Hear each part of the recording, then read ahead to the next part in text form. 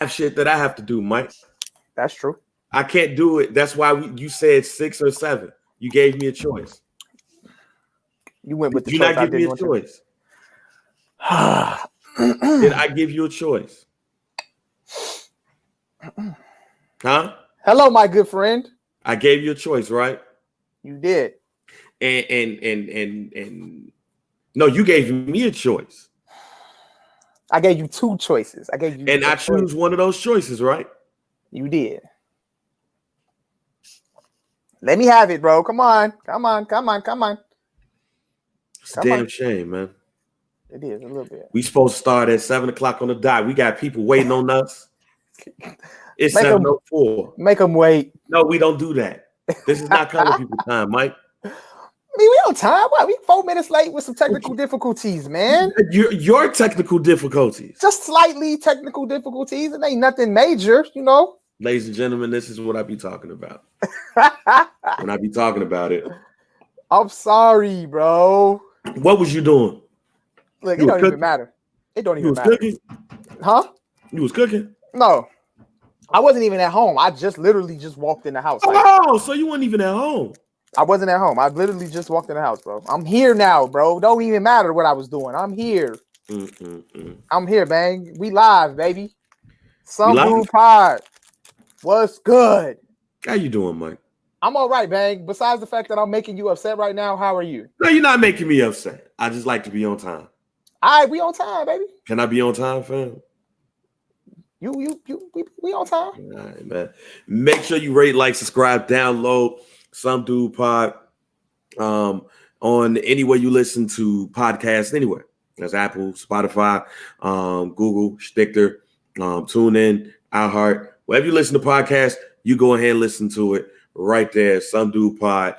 Make sure, don't forget, man, if you are a Some Dude Pod listener and you listen to us on if you listen to us on Apple, make sure you comment and rate. I don't care what you rate us.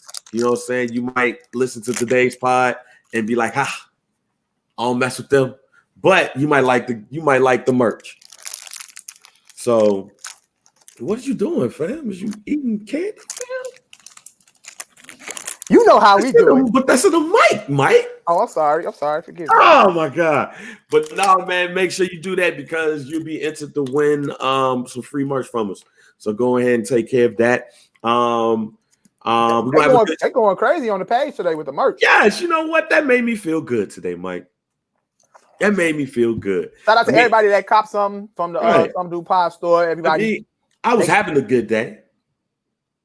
I wasn't having a bad day. I was having a good day. No, we did First Black Champ trying to set up a very special guest. I'm not. Wow. I'm a First Black Champ listener, bro. I'm a wrestling. That's the point. That's the point. You should tell me. I can't get the information. Gonna bop y'all over the head with this guest, man. If we go ahead and get this schedule right, it's going to be a very important show. So I did that. I was happy. You know, I had some heralds today. Now, bang. You posted the heralds on IG and you posted the caption was, what if I told y'all I came to the crib and grabbed some heralds and then hopped back on, the jet to DC? Did this happen? I had some heralds. How did this happen? How were you able to make this possible? Because my wife was in Chicago this weekend. Okay. She held me down with an 8-piece. Salt, pepper, mild sauce. Still tasted like, fresh out the kitchen? Yeah, she wasn't going to go to Remus. So we had to get the next best thing. That's cool. So I was happy about that. My son bad as hell right now. I don't know what he's doing, but he's doing something. He's doing something. Basketball. I was looking at the game between Boston and Portland, and Boston was up 24. I just watched that. I just finished watching that. And then it was close. So today has been a good day. And then we go into Some Dude Pod group and we see everybody throwing up the merch with the shoes. Fashion. That made me feel good. Like they laying it out for their first day of school. You know what I'm saying? Yeah, I felt good, man. Like you're kicking off August right. So for those who cop their merch, man, salute to y'all. Thank y'all for supporting because that is going back into this. So we gotta make sure this is straight. So one, we thank y'all for that. The other part is we got another merch code. We got another merch code, Mike. So last month, to kick off the pod, we had a percentage off, and now we got 10% off of all purchases. The code is SD15. So if you go to teespring.com/store/first-black-champ, Mike, you go ahead and put the code up in the joint up and you go ahead and edit. But yeah, if you go ahead and you do that, you get that, you go up in there, you purchase your stuff, it's 10% off of everything. Just make sure you put the code SD15 and get that merch. It ain't like the 20%, but y'all had y'all chance at 20%. Y'all had y'all chance at that. So get it for the 10, get it for the 10% off, and get it for 10% off. No. Nonetheless, it ain't like what I'm saying, we out here selling $50 t-shirts and shit. So yeah, it's still affordable, 10% off, get the tax knocked off of it. We got debate your mother. What you listen to don't make me bop. We got them some dude quotes in there. Yeah, we got the some dude quotes up in there. We got the faces. We're gonna add some more stuff up in there too. So man, shouts out to everybody. If you still want to get the merch, if people, saying they see what you see, they see what you got on, and they want to rock the merch too, teespring.com/stores/first-black-champ. Or if you follow me on Instagram, if you follow some dude on Instagram, I don't know about Mike, but if you follow at least me and some dude, you click the link in the bio, take you straight to the merch store. The link is in my bio as well on IG. Bang just think I'm just not on point. Bro, I'm on point, bro. I was to check on you sometimes, man. I was slightly think you're doing it with the Jet Black Mike. I'm here, Joe. I'm here. Think you're doing it with the different. And for anybody that needs to know where the merch is, I just dropped the link right now in the comments. So y'all cop that. Y'all go in there and cop that right there. So, other than that, how you feeling though, Mike? Bang, I'm good. Home, you eating candy and shit? I got a little, fruit snacks. Fruit snacks? What's the hat? I forgot to ask. Like, you see the hats and shit on the wall. Do you got the mechanic calendar with the bikini women on there too? I thought I saw that in the back. Okay. I got that back. Because niggas like you got the little calendar with the tools and stuff with the bikini women. My uncle had that. My old man had one of those calendars. I think the old heads are like, if your daddy was a mechanic, he got that. My old man wasn't a mechanic, but he had that calendar though. Oh yeah, I know a lot of people that had that calendar. I don't have that in here though. But other than that, I'm good. You know what I'm saying? Trying to survive the pandemic. That's all. I think we're good. I think we're good. You wearing your mask? Had your mask out? I wear my mask. When needed. When needed. I mean, I went to the casino last night. Had to have a mask on in the casino. Why did you go to the casino, man? Because I want to win some money. Casino's open. That was a hobby of mine. That was a hobby. That was a regular hobby of mine. You an old nigga. What you mean? You know what? J Morg told me the same goddamn thing. You an old nigga. You an old nigga, man. But we probably the youngest people in the casino. We know. Go to the boat ass nigga. I like going to the boat. I like winning money. Don't you like winning money, man? Yeah, but I'm not. I've been to the casino. I went to a casino like twice. The first time I went, I won. You only been to a casino twice in your whole life. Well, I mean, out there, I went in Vegas and spent, and that's when I told the first time I went to a casino was when I went to Vegas, and I told you I should have put money on the. Yeah, you should have bet that money on the 18-0. Yeah. Yeah, on the 18-0, and I jagged. At least for the regular season, and I jagged. I went to like Harris and like spent like a dub and got like $50 and walked out. Scared money don't make no money. Yeah, scared money. You're right. Yeah, I'm about to blow my money. Fuck all that. Hey, bro. Bet big, win big, baby. I'm good. Other than that, man, my knee fucked up. I'm scared. I seen the story. I seen that. I seen you try to, chase after Landon. And Landon walked out the house, fam. Trey didn't lock the door. He opened the door. So when he walks out the house, you mean literally like he's probably walking in the hallway, right? Like he opened the door he likes to run the halls. Yeah.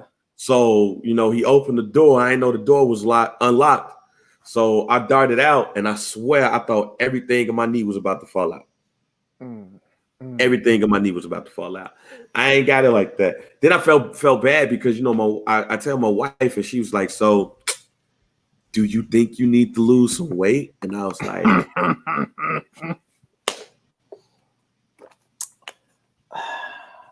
I don't think that might be necessarily the case.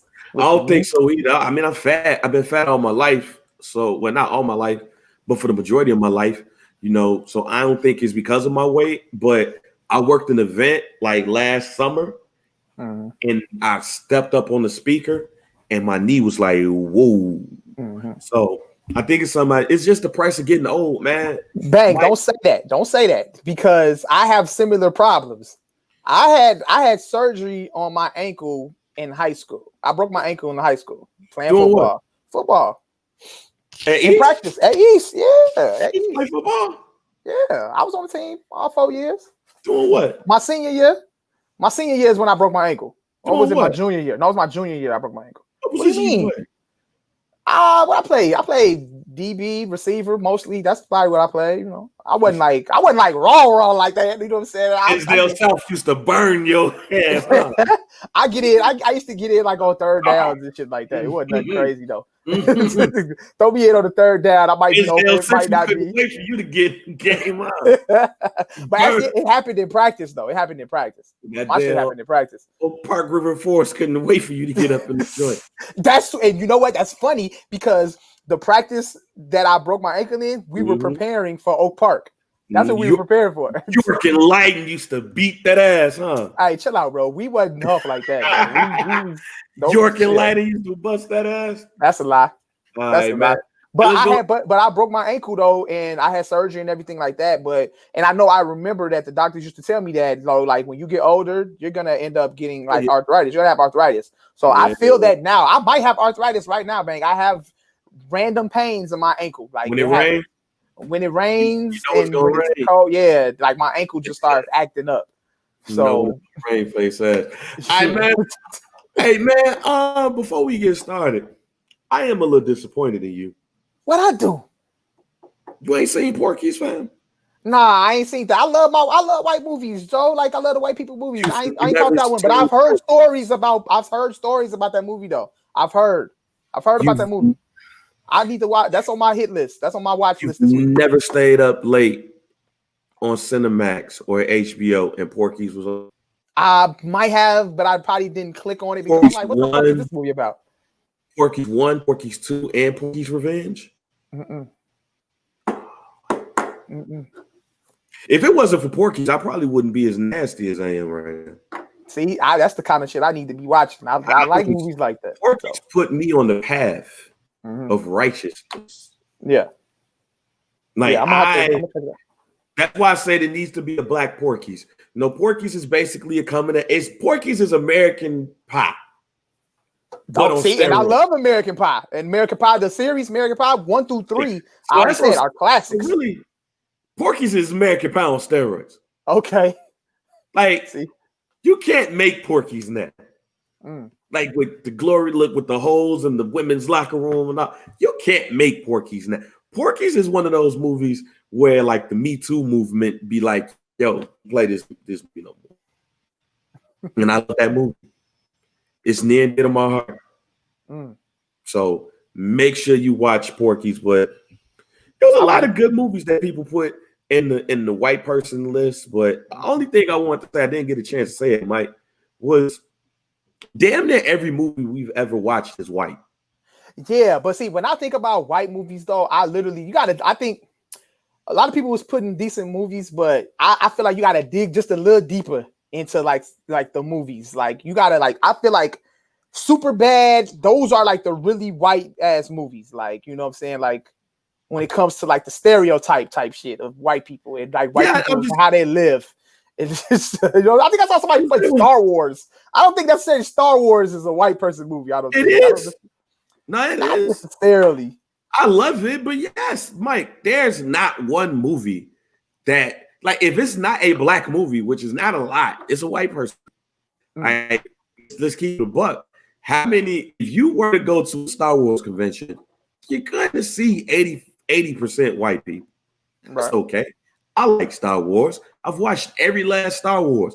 And I'm about to start watching the Clone Wars because I was like, okay, I got to watch this too. But yeah, like no, we need to be asking white people what black films they like. Did somebody in the comments post a black? Did they say something? I don't know who that was. My former coworker JP put some up, but he didn't put exactly that. But shouts out to Courtney, my man. Courtney, shouts out to Courtney. He actually had a list that he was doing like yearly, where he would ask white people what black films have they watched. Mm-hmm. Like, I'm interested to see if a white person watched like Mo Better Blues, not Malcolm X, not Do the Right Thing, but if a white person and like a white man and his girlfriend sat down and got something to drink and shit and watched Mo Better Blues. That's interesting. I would love to see that too. Well, I'm trying to figure out what that comment was. I want to let me see what that comment was. Another black movie, like Boys in the Hood. Nah, Minister Society. Yeah. JP. He said no. This is what he said in the comment. He said, "Can I say a black movie that I hate?" And he said he hate all Tyler Perry movies. He said, but all black movies are dope. But he said Woo. He said fuck Woo. He's like Woo. He said he don't like Woo. He said fuck that movie. That's what Halle Berry. That's with Jada Pinkett and Jada Pinkett and what the fuck is his name? Tommy Davidson. Okay. Yeah. Like, to have a white person sat down and watch Strictly Business. Mm-hmm. As a white person sat down and watched like Minister Society, Boys in the Hood. Boys in the Hood, I think a lot of white people have seen Boys in the Hood. Mm-hmm. Minister Society, however, I would want to see a white person look at like Minister, and I want to sit down with the white person and get their thoughts and tell me about this film. Like, why do they like? What do they like or don't like about the film, other than the use of the word nigga, which they can't use? That's it. Mm-hmm. That's what's another one. It was on the tip of my tongue. School Days. I want to see white people's reaction to a HBCU. And really just said, oh wow, this is great. G5G. I want to see them. I want to see their reaction to Pass the Pussy. Okay. What's another one? I'm sure plenty of white people have seen these movies. I'm sure. I don't know. I'm sure. Boomerang. Boomerang. I want Coming to America. Coming to America. White people see Coming to America. White people see. That's what I'm saying. Like those kind of. I guess those movies are the ones like the white people have seen. We kind of like, you know. And I wouldn't say School Days is like under the radar because like that's a classic. But like you said, but I get what you're saying though. Yeah. But Boomerang, I want to see like white people look at Boomerang and be and kind of like, you know, compare. They're in a marketing firm. You know, what if Oil of Olay tried to buy L'Oreal and Marcus Graham was working at Oil of Olay, but they got bought by L'Oreal and now he's messing with Jacqueline and L'Oreal. Now I want to see how that works. You know what I'm saying? Oh, what's another black movie? Come on, Mike. A good black movie. The Wood. Ooh. Yeah. Yeah. White people gotta see that. Let me know how y'all feel about The Wood. You think a lot of white people see Juice? Ooh, somebody put Higher Learning. Oh no. Higher Learning. Ooh. No. I think white people see Higher Learning. One, white people seeing Higher Learning, and two, they don't need. Yeah, white people don't need to get no motherfucking ideas. Next thing you know, somebody is yelling at you, fucking Malik. Like, yo, bro, my name's not Malik. My name is JR, fam. You just call me Bang. Fucking Malik. Nah, bro. My name is not Malik. My name, like, if anybody gets mad at Busta Rhymes for fighting in that movie, then you might not have a friend no more. Like, you might. Higher Learning is not the movie. See, who put that? Whoever put that is really trying to. They try to start some shit. They try to start some shit. We talking about black films that motherfuckers can enjoy. They ain't talking about watch Higher Learning. Nah, bro. Mike Webb put that. Shout out Mike Webb. Mike Webb, no, you trying to get somebody killed, man. You trying to get somebody. You know, you can't even watch that in high school. You can't, like, that's a movie you can't even watch in high school because somebody's gonna be like, well, if Malik didn't try to kick him out of his, if not Malik, but if Ice Cube didn't play all that loud music and didn't, kick him out of the dorm, he probably, and see, that's how shit started. Now, we want people to enjoy. Have some fun. Best Man. Yeah, Best Man. Best Man. That's a good one. Best Man Holiday, too. Best Man Holiday, yeah. Yeah, so they can cry. Oh, yeah. What's another one, Mike? Let's get 2 more.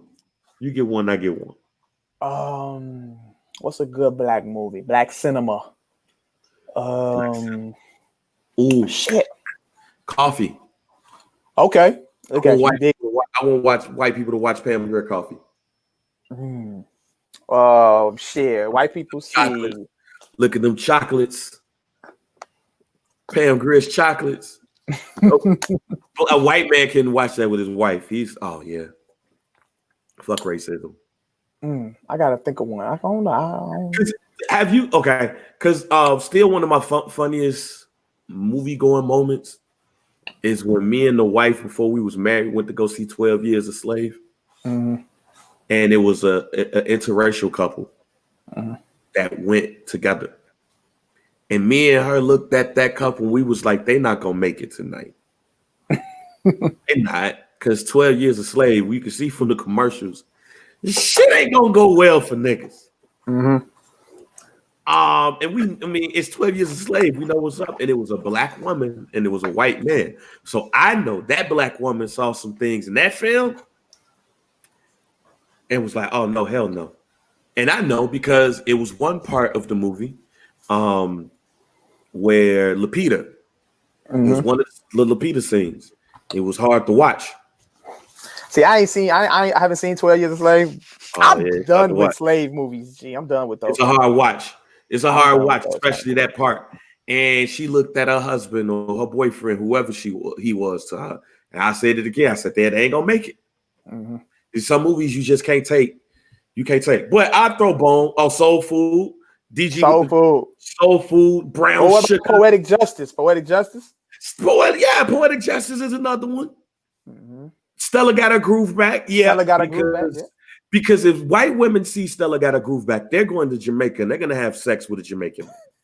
We're going to have sex. We're going to have an excursion, ladies, and we're going to get our groove backs. You with me, Barb? Yay! Yeah, that Katie come down there and be getting tore down by some Jamaican dude named Reg. And come back to the husband, shoulders all untense and everything. They went to Jamaica with their shoulders near their ears. Now they whoop. But babe, did you have a good time? Oh yes. Got me a timeshare. Like, wait a minute, what? Okay. Going back every year. Like, oh shit. Reg tore it up. But all right, okay. So on the flip, what I know we did it with TV shows. But white movies, which is the majority of the movies we see, that you would like to see a black version of. I'm just gonna kick it off. It's a rare movie. It's not rare. It used to come on regular TV a lot. It's a movie called Stay Tuned with John Ritter and I forgot the other chick name, but it's a movie about the devil and TV. Right? Have you seen Stay Tuned? Oh, it's a classic movie. No. Okay. The husband and the wife is going through some shit, and he likes to look at TV. So he buys this big screen TV from this dude, but not knowing that the dude worked for the devil. So what happens is a satellite dish with the shit, and the satellite dish sucks you in to the TV. Yeah. and you basically got to go through shit, and that you can stay there if you want to, and kick it, or in order for you to try to get out, you got to do some shit. Mm-hmm. Yeah, it's a funny ass movie. It used to come on Channel 9 and 32 all the time. It's on Amazon Prime right now for the free. Stay tuned. I want to see black people do that shit. What you got? You know what? It's hard for me to say that I want to see black people like reenact or recreate one of the white movies that I love, because all the white movies that I love are like have crude humor in. That's what's up. I can't imagine black comedians with that kind of humor. No. Kids can't though. Look, let's keep it real, Mike. Well, I be seeing some of these white people movies like Superbad and all them shit with the kids. Right. I talked worse when I was a kid. I talked worse. And I can imagine 3 little black bummy, dirty ass, badass kids walking down Chicago Avenue doing some crazy shit. Mm-hmm. I can imagine that. See, like the wood would like that would nice. That's too nice. That's too nice. That's too no. Right. Me and my homies, we weren't that. Mm-hmm. We weren't that. We was crude. We talk shit. We were young, cussing. See, that's a rare breed, fam. That's a rare breed. You wasn't. You come on, fam. Mike, we was talking crazy like that, but not like how they is in these white movies. That was the ones that I love. I wasn't around. I wasn't around. If you did a movie with me and my homies, or me and my cousins, we would be like Superbad. It'd be hard for me to imagine a Black American Pie type movie. Oh, what? I could see it. I could see it. Like I would love to see it. I would love to see a Black American. Any of y'all niggas was busting that East. If you can't see no American Pie, I could possibly. I told you. I would love to see it, but I'm not sure if I could. I could picture it. I went to East for a couple of months, Mike. Yeah, that shit could have happened. You could get an American Pie based at. You could get an American Pie based at Proviso East. You could do that, Mike. Okay, you could do that. That would probably be the one, like either like American Pie. And niggas who was giving girls Valentine's Day gifts and shit. Mm-hmm. Fuck, like that shit right there is American Pie as fuck. Okay. I'll do that. What's another one? That would be my one though. That would be American Pie. Might be the one. Man, look, American Porky's. Mm-hmm. I love to see a black version of Porky's. I would love to see a black The Graduate. Let me see a black. What you call it? Eric put Mighty Ducks. Let's see a black hockey team. That's cool. I'm with that. That's cool. Be talking shit to the coach, man. We can see a black hockey team. Goddamn it. Let me see hockey. Let's see. And then Animal House. Yes. Matter of fact, let me bring in Shaun Davis. Shaun Davis, what's going on, man? What's up, fellas? How y'all doing today? Because I got Shaun coming in for a very special topic because I want to make sure that I get this right. But Shaun, we was just talking about movies black movies we want white people to see, right? Not necessarily to be like, oh, you need to watch this for historical purposes. So like some real like Boomerang. I want white people to see Boomerang. Right. That's your one. I had a couple. We said Boomerang, Mo Better Blues. Some people said The Brothers. DG just said The Brothers. Another one was Soul Food. A couple of joints. Somebody want black people to fight because they picked Higher Learning. But yeah, it's a couple like Boomerang, other ones. So what would be yours? Like white people sit down and laugh to this because you probably didn't see this. Just for the hell of it, I want to take them back to the black exploitation era. I want them to see Dolomite in his rare form. You know what I'm saying? Stuff like that, just to see the reaction. Like we get it, but I want to see if you get it. And if you don't get it, I just really want to see your reaction. You have to take it back there because I can remember like my uncles, when I was a kid talking about Dolomite, and I'm sitting up there like, who is this you talk? Like, who are you talking about? What the hell is that? And it sounded crazy, and it wasn't until I actually heard the albums when they played it, or actually saw the movies that I was like, oh snap, that's funny as hell. Like I get it now. Like with them, just the quick sayings from the movies and everything. Like I didn't get it, but actually seeing it, I got it. So yeah, I definitely would want them to see things like Dolomite, Black Exploitation, Shaft in its original essence. You know, not the current version of Shaft or anything like that. But yeah, films from the black man, white dudes seeing Pam Grier. I said coffee. He said coffee. Yep.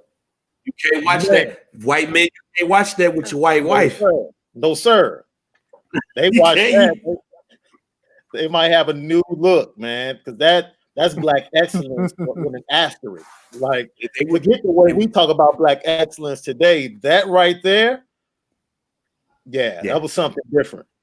Yeah, White man watch coffee with his woman or Sheba baby. Right. Yeah, my brother. Like, yeah, y'all breaking up. Buying her the outfits that Pam Grier wore. Baby, my breast can't fit that. My breast can't fit that, baby. Why did you buy me that? What's a white movie that you would like to see released with an all-black cast? Oh man.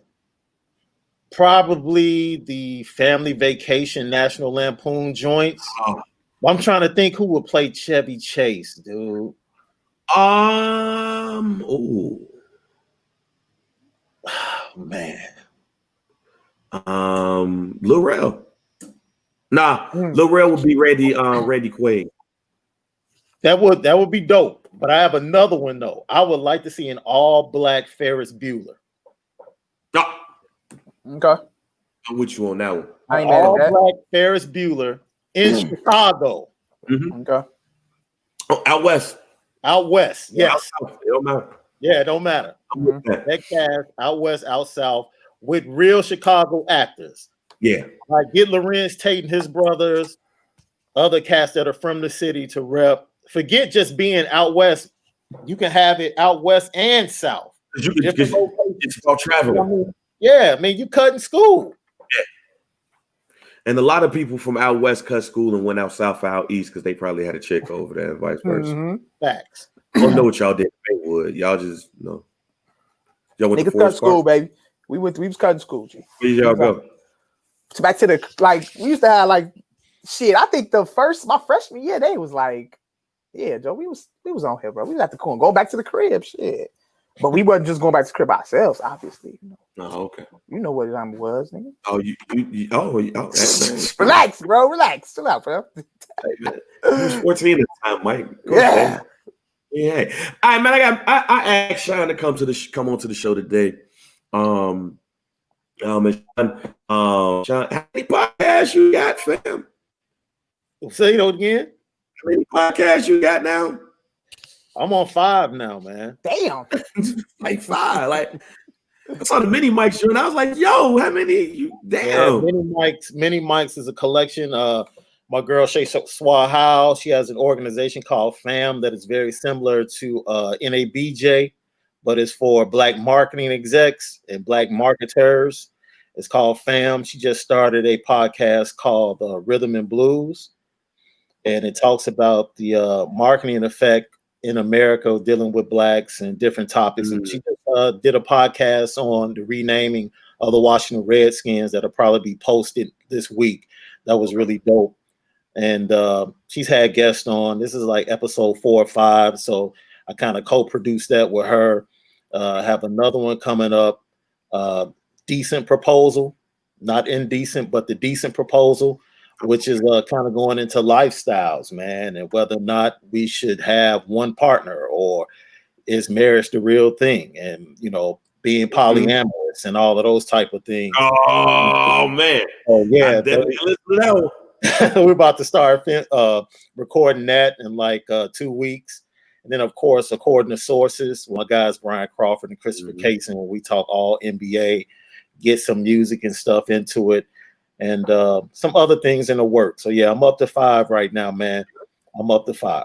So for those who don't know, not only is Shaun a dope person in media, but he's a man of the cloth, man. He's a pastor, fam. I come to him if I need a scripture.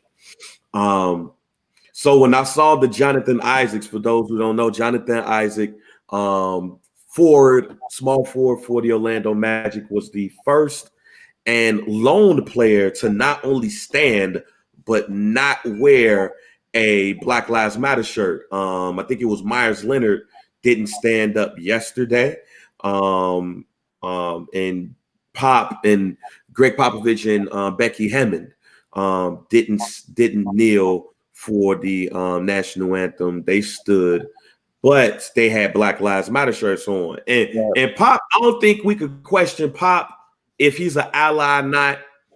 I don't think we could question Becky Hammond either if she's an ally or not. Myers Leonard said that he and the team had some very honest conversations. He stated his reasons for standing. It's the normal. I got my brother, he's in the Marines. I know Navy SEALs. Interesting video that I saw on Twitter I think they said it was the Navy SEALs Museum. These cats had on a cap shirt, a cap jersey, and they had the dog biting stuff on, and they had the dogs sicking the guy, and he had the Colin Kaepernick thing. So I don't know if Myers Leonard saw that shit, but you know what? We can expect that one. Right. But Jonathan Isaac, I think he's 21, 22 years old. He ain't past 25. He said that the kneeling and the shirt don't equate to Black Lives Matter or something like that. But he started talking some things about, I started looking at his Instagram. I got the quote, Bang. You want me to read the quote? Hit the quote. Okay, he said that he believes that his life is supported through the gospel, through Jesus Christ, and that everyone is made in the image of God. And we all fall short of God's glory. Each and every one of us, each and every day, do things we shouldn't do, say things we shouldn't say, and we hate and dislike people we shouldn't hate and dislike. And sometimes it gets to a point where we point fingers about whose evil is worse. Now, he said that, shouts out to Taylor Rooks. She asked the question. And that's combined with the nail in the shirt don't equate to Black Lives Matter, all that stuff. But I went to go looking at his Instagram, right? It looked good. Went to go looking at his Instagram, and I see that he's highly religious. And it was like he did a sermon. He put it in his Instagram bio, and he pinned it on Twitter and everything. So I felt that it wouldn't be right to have the conversation because I got my thoughts on it, but I want to bring my homie on to talk about the religion side and what exactly is he's talking about, and in his opinion, what is he right on or what is he falling short on? So first, when you saw it, because I sent it to y'all in the text thread. Right. You and Brian. So when you saw that, what was your thoughts first? My initial thought was, man, I don't want to take this out of context. Let me listen to the young man. He just posted, he just talked about the quote. And for me, the young man was going down the right street and explaining himself. And then all of a sudden he made a left when it became about him personally. Because I feel like if you're going to explain anything scripturally, which is what he was trying to do, you can't make it about dismissing whatever it is that you're trying to explain over.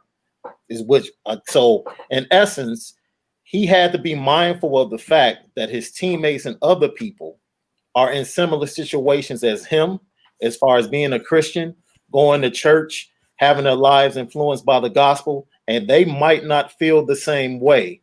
So I don't need to allow my comments to isolate myself in the midst of this to say this is a generalization of how people that are impacted by the gospel feel. And that's the way he made it sound. And in doing that, was very dismissive, in my opinion, was very dismissive of his teammates, everybody else that's an activist, and people that are operating in Black Lives Matter. For me, I can relate to the road he was trying to go down, Bang, because I'll never wear a Black Lives Matter t-shirt just because. I haven't done so. I have friends that have Black Lives Matter in front of their house. They have flags. They're into that. I don't have to do all of that to be an activist. You Right. know, in ministry, I've taught young people, I've mentored young people, I've been doing it for years. So I don't care about what you wear and what you see. All I want to know is, are you putting in the work? That's what matters. The quality goes in before the name goes on. So if all of us are really truly putting in the work that lines up with the movement of Black Lives Matter, then we'll make progress. The young man definitely needs to study his word a little bit more. I felt like he tried to consolidate sin in his comments, and in trying to consolidate sin, he tried to make, you know, what happened to George Floyd similar to you or I telling a lie. Right. Okay. All the same, and we all fall short. Hold on, young man. That's the wrong context of that scripture. Yes, we all do fall short, but whether it's naturally or spiritually, there are degrees to what you do. That's why you have first-degree murder, second-degree murder, third-degree murder that come along with different sentences. Why? Because they are regarded as being worst or at a different level, you know, and that's why you get a different punishment. When you're talking about taking somebody's life, there's no way you can use that scripture in context to explain, well, I have to love this person through this, just like I have to love that person through murder. It takes on a totally different context. He needed to be aware of that in his comments, and he probably needs to walk it back in the coming days and say, yo, I really didn't explain what I wanted to get across the way it needed to be explained. And this is what I really meant. I apologize to those that I offended. And just do that, man. He's a young man. As you said before, if you look at his social media, he's very real about his spirituality and his relationship with God and his walk in the word. And I applaud him for that, but I will not applaud him for trying to isolate himself as a believer as a way to explain away why he didn't want to kneel and wear a Black Lives Matter t-shirt. We all struggle with trying to explain our emotions. Obviously, that's how he felt. If you have a girl, man, you struggle with telling her, like, you getting on my damn nerves. That's a real struggle. Like, how can I tell my girl that I feel like that she's getting on my damn nerves? How do I tell her that? And you struggle with that. Sometimes the best way is to just be truthful. Don't try to explain it, because you're talking to people. I understand you're spiritual. I understand you believe in scripture, but just simply say, I am impacted by the gospel of God, and I did not feel like that was the best way for me to express my support of Black Lives Matter. That lets people know that I support the movement, I support what it's about, but I don't think that's the best way for me to portray or show my support. So I chose not to do it. Who's going to argue with God? I mean, who's going to argue with that? I mean, I've said on this show, you know, and on others, like, you know, talking about God, you can't boo that. It's the Apollo. At all. You can't. You can't boo that. All right, so moving away from the religion part, and Mike, you can tell me if you feel this way, and Shaun, you too, but I'm not with symbolism. I'm not the biggest symbolism person. I'm all about, like, I don't care if you kneel. I don't care if you wear a shirt. I want to know the actions. I want to know your actions. Right. But but the other reason why I'm cool with the symbolism, because when one person don't do it, all of a sudden it looks tricky. It's trick bag, because now you're gonna look at ESPN and they're almost gonna have a tally of people who don't stand. And then if you look at Jonathan Isaac, if you look at his social media, you see who he followed. He followed basically damn near Trump and all of the cronies. Right. That's what you own. That's cool. But then you look on, but then you fail to realize how much work he's done in his community. He had won like the Orlando Magic Community Award when COVID started happening. He gave to all of the schools who for them to make sure that they kept feeding kids and all that stuff. So it's almost like it's the symbolism. Everybody gets stuck on the symbolism and they're not paying attention to what other people are doing. Right. But on the flip, if my teammates are kneeling, I'm probably kneeling too. Yeah.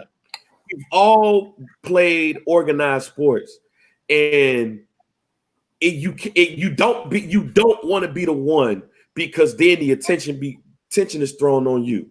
But then if you look at his jersey sales, his jersey damn near sold out on NBA.com. Shouts out to Jordan for putting that up. It's damn near sold out on NBA.com because you got all of the Trump folks like, oh, absolutely, that's the player I want to support. Right. He don't kneel. He didn't wear Black Lives Matter shirt. Matter of fact, did y'all see the video of the woman getting slapped by the Trump supporter? If y'all ain't seen them, put that up in the group. He whined back. Bow. And she was white. White on white crime, lady. But I digress. But anyway, like, I think that when all of this stuff happens and the symbolism stuff starts to happen, and then the minute where you kneeled for 5 days, but now you're standing, and then next thing you know, that like you're on ESPN for not standing, I think that does more harm than it does good. Man, I can agree with you, Mike. You can go ahead. Man. I think y'all kind of touched on it. Y'all kind of touched on everything, and I agree with both of y'all. Like, I think he kind of made it just about him. He made it about himself, almost. Like you said, like what Bang just said. If my teammates are out here kneeling, I mean, I'm gonna have to roll with my guys, man. Like, you know, I think that at the point, like he said, he made it about himself. Like, you know, it ain't just about you, my dude. We out here fighting a bigger fight. So I agree with both of y'all. I'm with y'all on this one. I don't really got much else on it. And I don't feel like necessarily we have to really like dig at him and really like, you know, the criticism on him. I don't think it got to be like too crazy. Like, I don't think we got to. Is the criticism warranted? I don't think it's necessarily warranted. We killing them out here. I don't think it's what you think. I don't think it is though. I don't feel like criticism though. Like, hey, he MAGA. That's what they did. Criticism. Do I criticize him for standing on his faith as far as what he chose to do? Mm-hmm. No, I don't think that's warranted, because that's the way he felt about the situation. Yeah. Do I criticize him for not being wise enough to express why he chose to make that decision? Mm-hmm. Yes, I criticize him because if he has given sermons and he has those posted on his social media, then he should know how to set up a statement and structure a statement, because that's what ministry is all about. If you've given sermons, then it's about being inclusive and speaking about principles to include everybody from every walk of life, that it can impact everybody. It's not just geared to one person. So like you said, everything he said was geared towards those Trump supporters, those that are against the movement of Black Lives Matter. He should have thought more about the fact that, wait a minute, what I have to say just can't be streamlined, or can't seem like it's streamlined for one group of people. What I say has to show that I support what this movement is about, but let people see and understand why I've chosen not to kneel and not to wear this t-shirt, and let them know that even though I'm different, I am in solidarity with my brothers in their beliefs of what needs to happen as far as police brutality and as far as the impact on the Black community with it. There is something he should have thought about, and maybe he didn't expect the question from Taylor. He should have expected the question. And out of all people, and Orlando Magic PR should have had him prepared for the question when they knew that he was going to make that decision and portray his thoughts that way on the court. But other than that, I think Vincent Goodwill, his article was pretty much spot on, man. He said, who can argue with God? If he had just left it at that, he would have been fine. When he went down this long winding road of explaining that we all fall short and bringing sin into the picture and trying to consolidate it and equal it to what happened to George Floyd in the movement, that is where he lost a lot of people. A lot of people immediately became offended. All right, so we got Shaun Davis up in the building. Many Mike's Pod, according to sources, about 15 other pods, basketball enthusiast. So we're watching the NBA Intramural series, fam. Yeah. That's what I'm calling it. Mike, you call it the Disney Invitational? Disney Invitational. So how y'all like watching these games? Because I'm gonna keep it a buck. I don't. I would just keep. I'm gonna jump in first because today has really been like the first day. Like I actually watched the full game. I haven't watched the full game yet. Like I literally just watched the full game of Boston and Portland, and Portland was getting blown out. Like the game looked like it was out of reach. Right? Huh? They were down 26. They were down 26 points. Like they was getting they just looked like they didn't come out to play at all. They wasn't ready. And all of a sudden, third quarter, Dave Dollar showed up and they, they got it back to 10 points. And then you kind of you feel it, like the game atmosphere. It's like playoff atmosphere almost. Right. But the main reason why I was skeptical about the whole NBA starting back up, and we knew that it was gonna be like a pickup game feel. That was the reason why. Like we're not gonna get no crowd. We're not having no cheerleaders out there. We're not gonna see the concession guys walking through the crowd. We don't have any type of actual NBA game feel. Just these guys out here playing in in a court, playing on a court with nobody out there. But the NBA has incorporated virtual fans. They got, so people are, I guess, they're on their webcams and they're watching the game, and then they got them. They doing what we're doing right now, and they're watching the game. So they've incorporated that, and then they've incorporated crowd noise, and literally in the 5-minute mark, left of the game, and it was really close. You can hear it was really loud.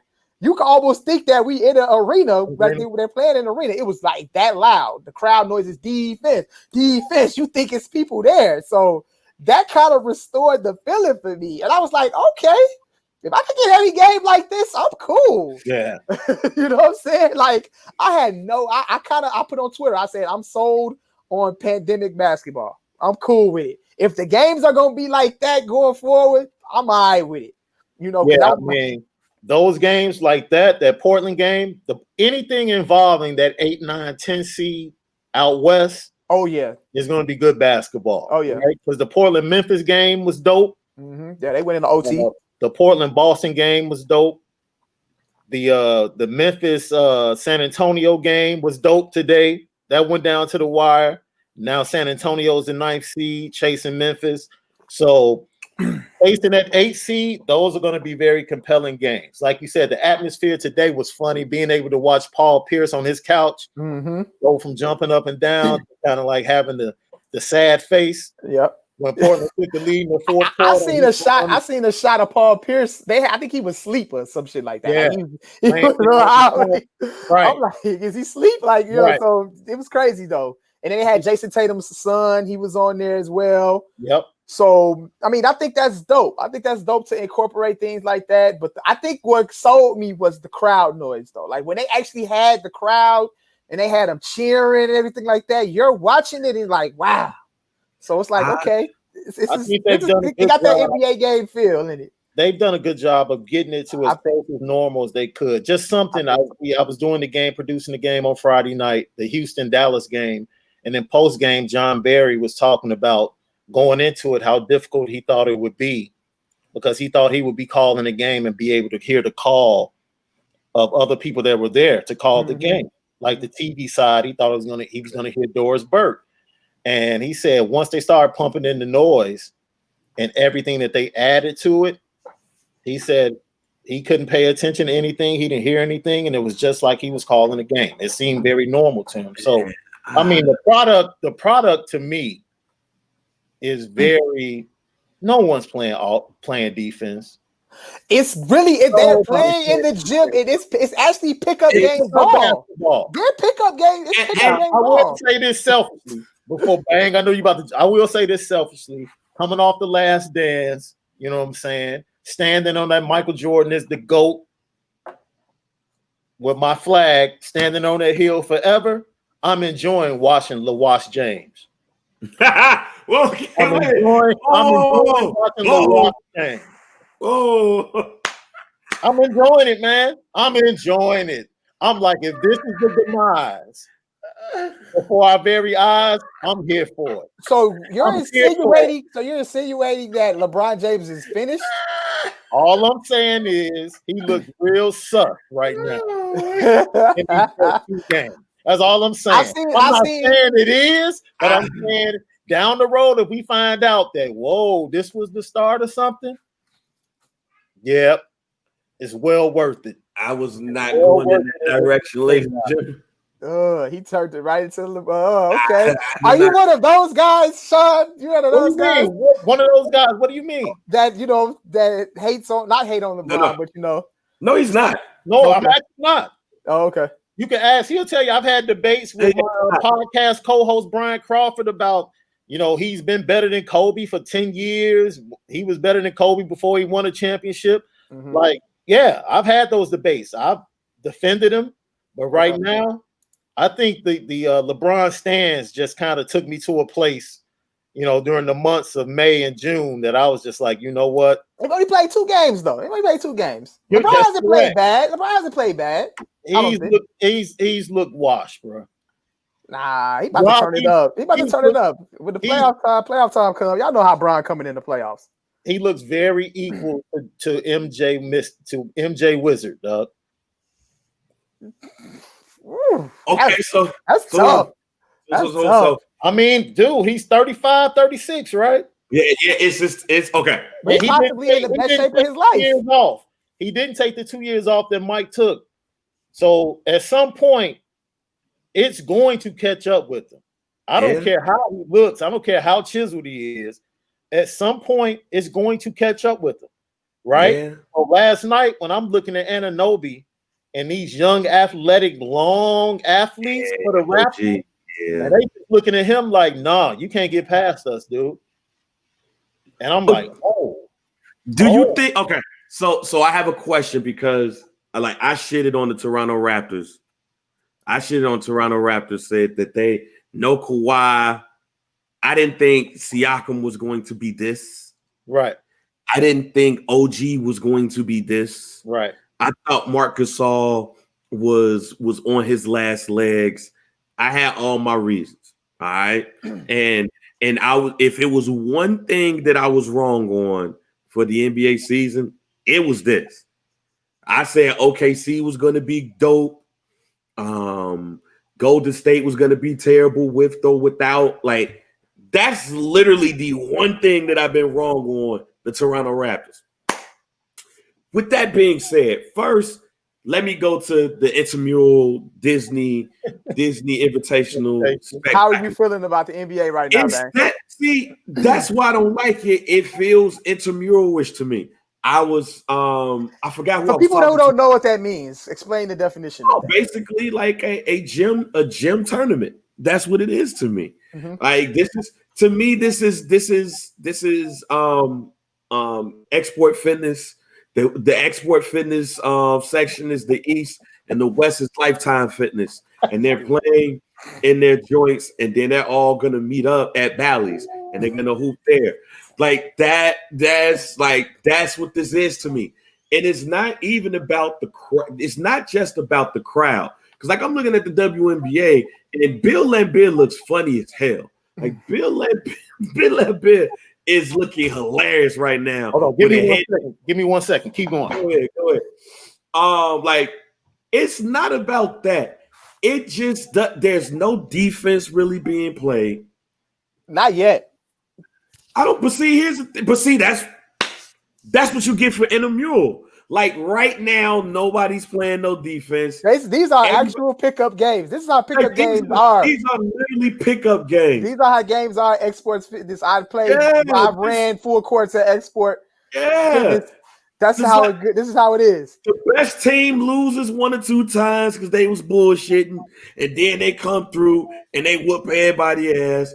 All of that stuff. So the LeWashed James joint, I'm not there yet. Yeah, I don't think he's. I don't really see it yet. I don't see that. I'm not there yet, but I've been seeing it even before. Like, he's 35. He's been playing for 17 years. It's coming, fam.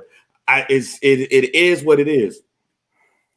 But there's no defense. Nobody's playing hard and everything. But then when the playoffs comes, then everybody gonna want to start playing the D'ing up and that thing. Every game gonna look like the Clippers and the Lakers and all that stuff. But it's still going to feel like Bally's. We're just trying to get to the Bally finals. We're just playing that export versus, and then we're gonna be playing that Lifetime Fitness. TJ Warren, I ain't got nothing against TJ Warren. I think TJ Warren is dope. I've always thought TJ Warren was very underrated. But he scored 53 points for a reason, ladies and gentlemen. And shouts out to Big Man. Man was like, you know what, he did score 30 in the quarter. Like, yeah, but he scored 36. He scored 36 that game. He scored 6 more points. This man took off in the fourth quarter. And then that's not even mention Kelly Olynyk scoring 20 in the fourth in the Miami Heat game. This should not be the restart of the NBA season. This should be, all right, man, let's just get some teams together. Let's Rucker Park it. You know, let's above the rim it. Russell Simmons can really be on his what's the name? On his Dwayne Martin shit. It's great sight lines down there, Bang. That's cool. Great sight lines for the shooters, man. That's cool. That's cool. Intramurals, man. Like, I'm sorry. I don't like, and I talked about this. So you're not looking forward to the second bubble with the Bulls then? Are they doing that? No. Is that happening? They have to do it. Well, the league is pushing to do it, and the coaches, because it gives teams an opportunity to see those that will be entering free agency. Yeah. Okay.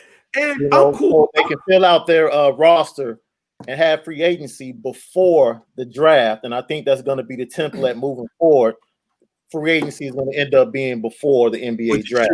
Man, they should. If they was going to do that, then they should have had that going when this was going. Like, no.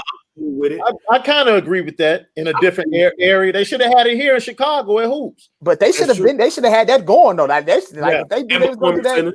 They do it at McCormick. You know, they should have had that rolled out. But my thing with that, I like that better than I like this because it's just people hooping. That's literally an intramural. So we just really getting up. We just hooping, staying in shape. We're not going to be playing for what? Since March. Yeah. And then the season starts back up again. Preseason starts back up again in November, and the season starts in December. I think it would be unfair for those 8 teams to not do something. But damn, I like that more because it's the Huff teams that will be playing hard because some of them are going to be free agents. Some of them want big money and they're on terrible teams. And we ain't got shit else to play for. So let's go ahead and get it. Whereas with this, you're going to play 8 games just to get to within 3 games of the Memphis Grizzlies. We know the Washington Wizards ain't going to be one of them. Right. But they like, yo, B team number 22. I said on the show last week or the week before where they should, if you were going to do this, they should have just invited the top 4 teams. That's it. If you want to make it 6 and make it a play-in game, that's cool with me too. But there's only a certain amount of teams that's going to make it. And then once they do, we good. Because the worst thing the NBA wants, and I'm sorry, this is my opinion, but the one thing that the NBA don't want is the Lakers getting upset up in the first round in the intramurals. They don't want that. It's not happening. It looked good on paper. Happening. Even with LeWashed going on. But I would say this though. Look, the only way the Lakers could possibly get upset in the first round is if Portland gets that spot. Portland is the only possible team that can upset them. Like Memphis is not gonna happen. But we're gonna see that Dame how Dame when it was playing today, Dame and them play like that if it was like playoff time right now in an arena. That's how they play. That's why I was sold on it because of the way them guys went out there and they were playing. So I was like, okay, this is that feel. structured. This situation is more structured for teams like them instead of even your better teams. This ain't really structured. Oh, we got a lot of depth on the team. So the fuck what in this case? Because all we doing is running up and down, and we're not flying nowhere. We're not basically you saying Portland is just playing their game. Yeah, and playing like their game. Houston, like the only team that I see this benefiting from a team standpoint is the Toronto Raptors. But the only reason why is because them cats did they bubbled themselves months prior just to practice to even get to this point. So they've really been hooping together, literally since this shit started. But no one feels that this is going to be a legit NBA championship. If you're watching this, no one is saying like, okay, I'm going to equal this to any other NBA championship that anybody else wins. We're talking about LeWashed here, and if the Lakers were to win it, you goddamn right, you're going to be up in this some dude pod group, and you're going to see every damn LeBron James stand up in this joint talking about some, yeah, see, this is tougher. Mike ain't never had to do nothing like this. Right. Never had to win no championship in the pandemic. You know what I'm saying? Lou Williams came up in there and he lied, talking about he just got some wings, but he got wings and a social distance strip. So he probably fucked it too. So he could have brought in COVID to the teams, but he didn't. But still, it was the threat, and LeBron James beat the threat. So, yeah, and you saw what he did the first game, shut down Kawhi Leonard, shut down Paul George. Yeah, that's why he the greatest. And he won the championship during the pandemic. You tell me how many basketball players that won the title in the pandemic. I'll wait. That's the thread of tweets right there. Yeah, you can't tell me. Did Michael Jordan win something in the pandemic? No, he did not.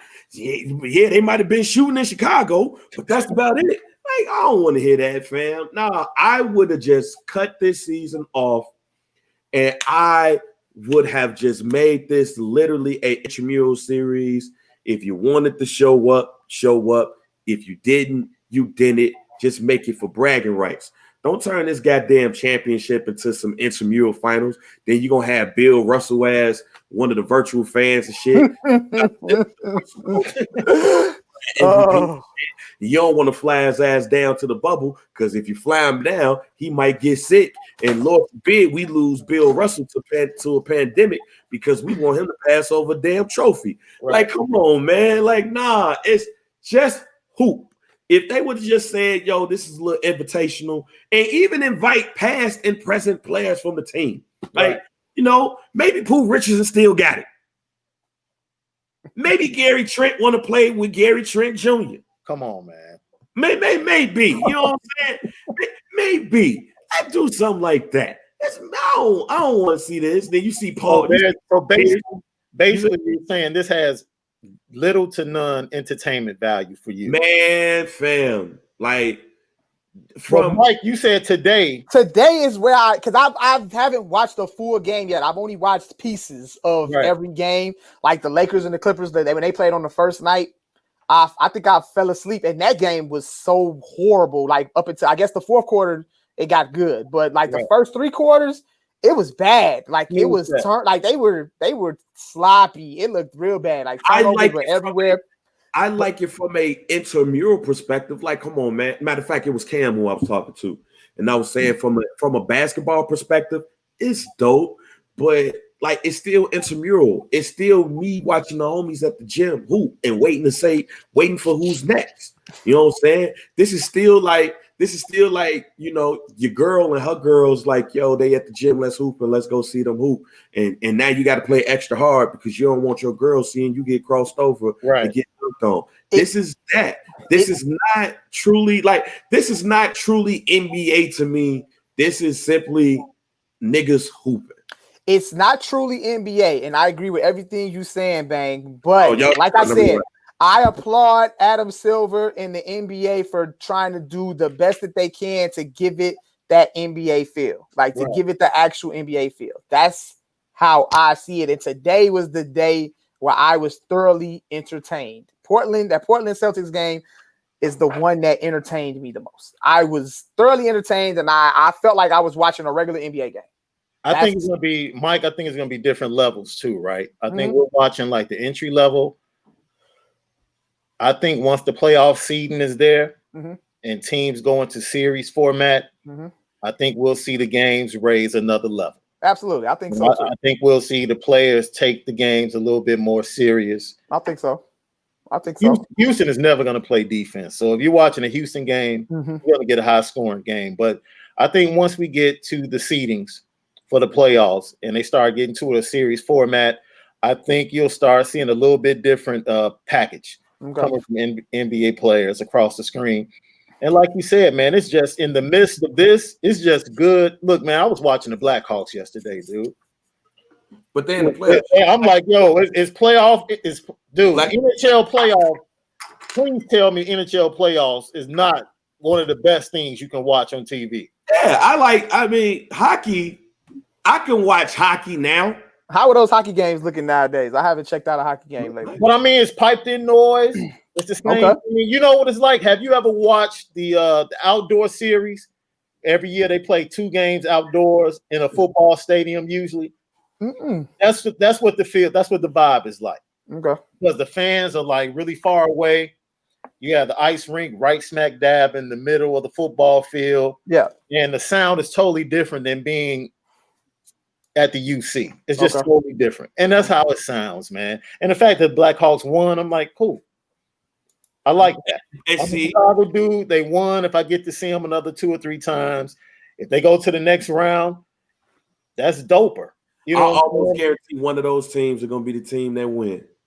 Because hockey, once you get hot, it's a wrap. Well, that depends on the goalie. Like Corey Crawford is coming off that COVID thing. So, you know, if he can stay away from that. I'm just saying, whoever's the hot team in general. So are you rolling with that in the NBA? You think an underdog is going to win a championship? Because we all know in basketball, the best teams always win. Usually the best team has the best player. So the best player is Kawhi for the Clippers. The Raptors is what, Siakam? Yep. Milwaukee. Siakam is technically the best player on Toronto? Yeah. Yeah. I mean, unless you just want to give it to Kyle Lowry. I'm about to say Kyle. It is Kyle Lowry's team, no? That ain't his team. Yeah, because he's the OG. But yeah, Siakam probably Siakam the best player on that team. The best player on the team. Milwaukee is Giannis, of course. And I mean, the Lakers is Anthony Davis. So, oh, was Anthony Davis, huh? We talking about the best players on the team, right? Anthony Davis is the best player on the Lakers. This is a wish and a prayer and facts all wrapped in one. Anthony Davis better think long and hard, very long term in his free agent decision. Okay, I got a question on that. I got a question on that. He better look at LeBron the same way LeBron looked at D Wade at the end of that Heat thing. I was about to ask the question. That's what I was saying. Ask yourself, how many more years does this dude have? And I'm not about to get stuck out here in LA by myself. Okay, I mean, but I've been had that question. That was one of my reasons. Like, why is you build around you? Yeah, that was one of my reasons about him going to LA. Like, I'm being selfish, man. I'm just being a Chicagoan right now. No, I mean, I'm not saying he should come to the crib, but I question you going to a team where a dude might got 3 more years. Does he have 3? I mean, he gonna push him. I would say LeBron James has 5. I'm talking about at this level. If LeBron got 5 more years. But he got 5 more years. He got 5 more years because LeBron James is probably the only player at his size and with his skill set where I could go play point guard still and still be one of the better point guards in the NBA. He could turn that power game into finesse because he's that smart and his basketball IQ is even better than that. So, like, so we ain't got to see him, score 26. He can go down to the Magic Johnson and give you 18 and 12. So now you get them both with max contracts, and then you have little left over to build a team around them moving forward. So they just piecing and band-aiding the team together for the next 5 years. That's the issue that I have, because one is LeBron James going to pull a Kareem Abdul-Jabbar and say, "All right, fam, this yours." And the other part of it is do you piece together people? Like if I'm AD, you ain't gonna be piecing together shit during my prime. Right. Like, you're not about to give me, KCP, you know what I'm saying, for another 1 year, $9 million deal. Right. No, I need somebody like LeBron needed me. Facts. So you better go grab somebody like that, because the one thing you don't want is LeBron James, his body started breaking down and he's not out there. And he's really Dwayne Wade them last 2 years of the Magic. And then what does LeBron do? Because I think LeBron took a 3-year deal, right? When he came to LA. He took a 3. Next year is the last year of that deal. Mm-hmm. So now the conversation is, okay, when you re-up, are you maxing out or are you taking a discount so we can go get other pieces? Because AD is like, yo, I'm getting my big deal now. Mm-hmm. Like, this is about to be my 5-year deal. I'm not taking a discount. I'm getting my money. I'm getting my bread. Bron, you got bread. So you can afford to take a discount so we can go ahead and build a team and keep some pieces with us. So I think around that time, we got 2 more years before Kuzma is up. You got to decide whether or not you're going to keep him. I'm gonna say this too, though. They should have. Look at that Brandon Ingram ball. They should have thought mighty hard about which guys they should have shipped over there.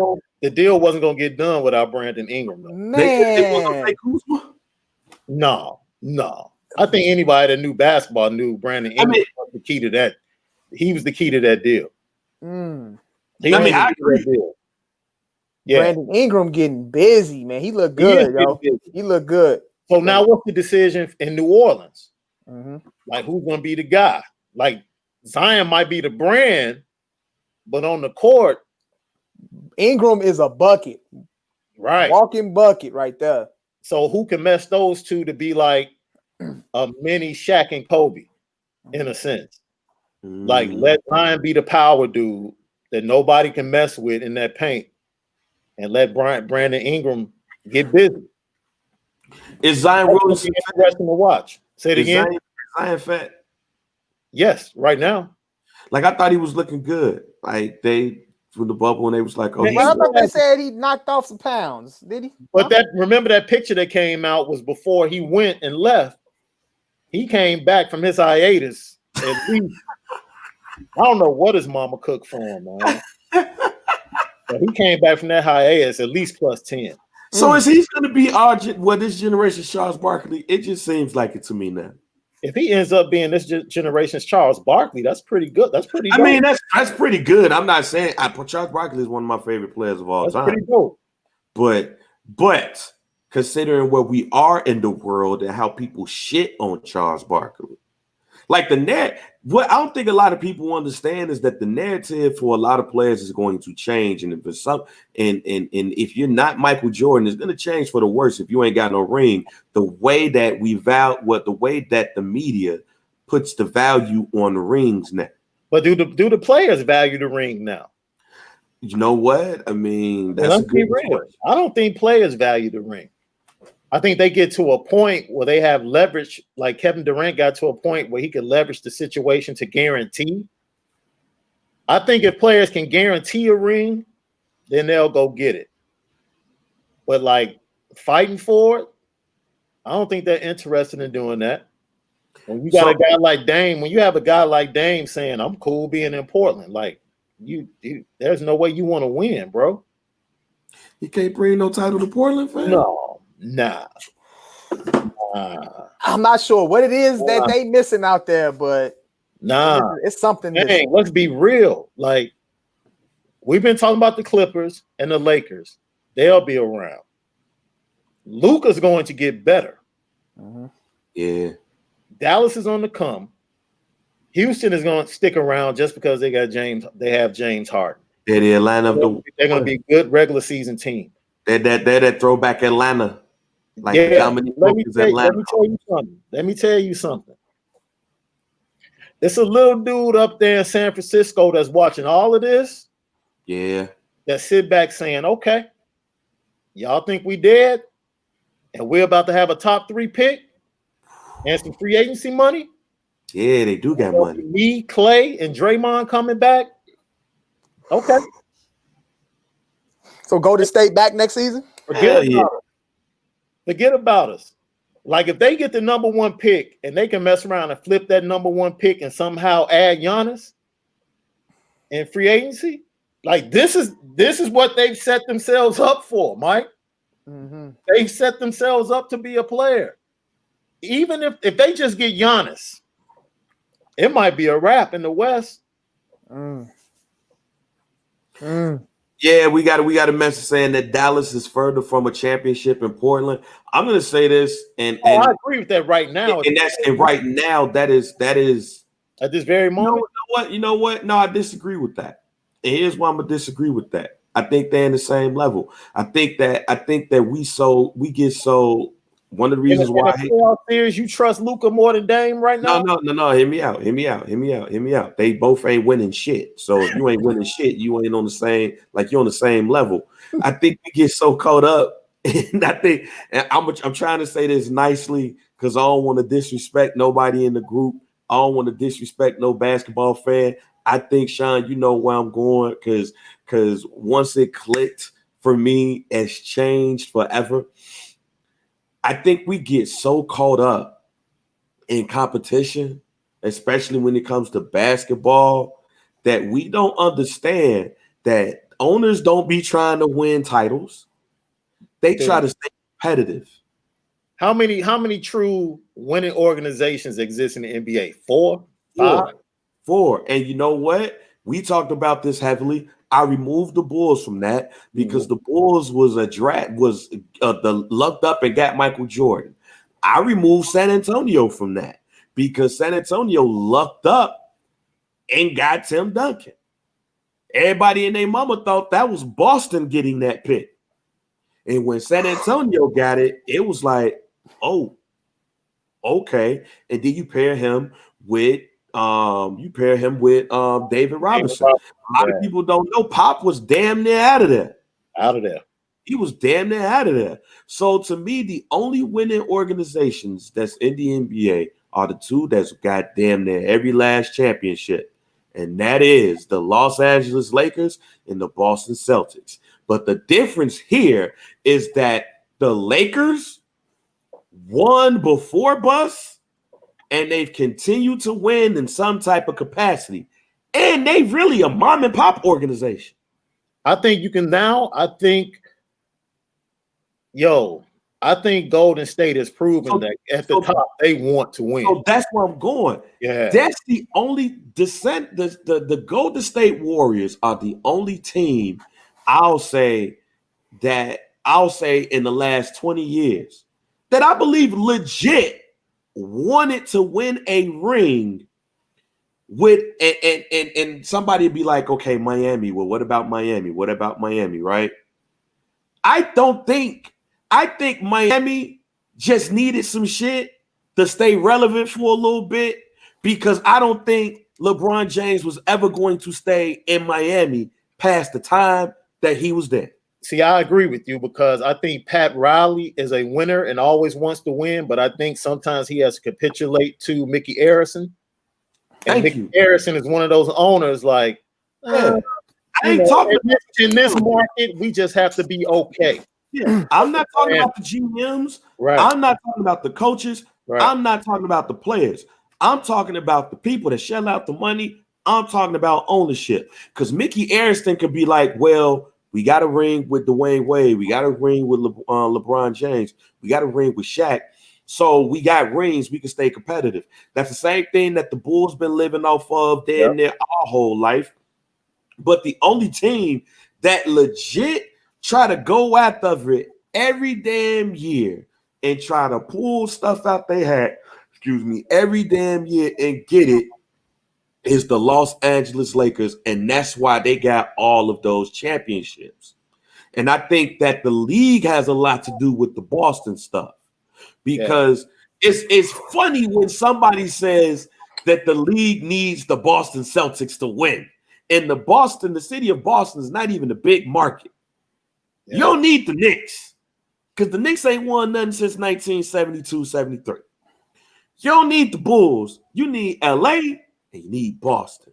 I think there's a lot of teams that's out there that's just grabbing players and they ain't really trying to win, but they're trying to stay competitive. So when I hear, well, Portland and got a better chance of winning the championship than Dallas, they're in a better situation. No, they're in the same situation, because they're going to go up against the same team, and unless LeBron James or Anthony Davis gets hurt, they ain't winning shit.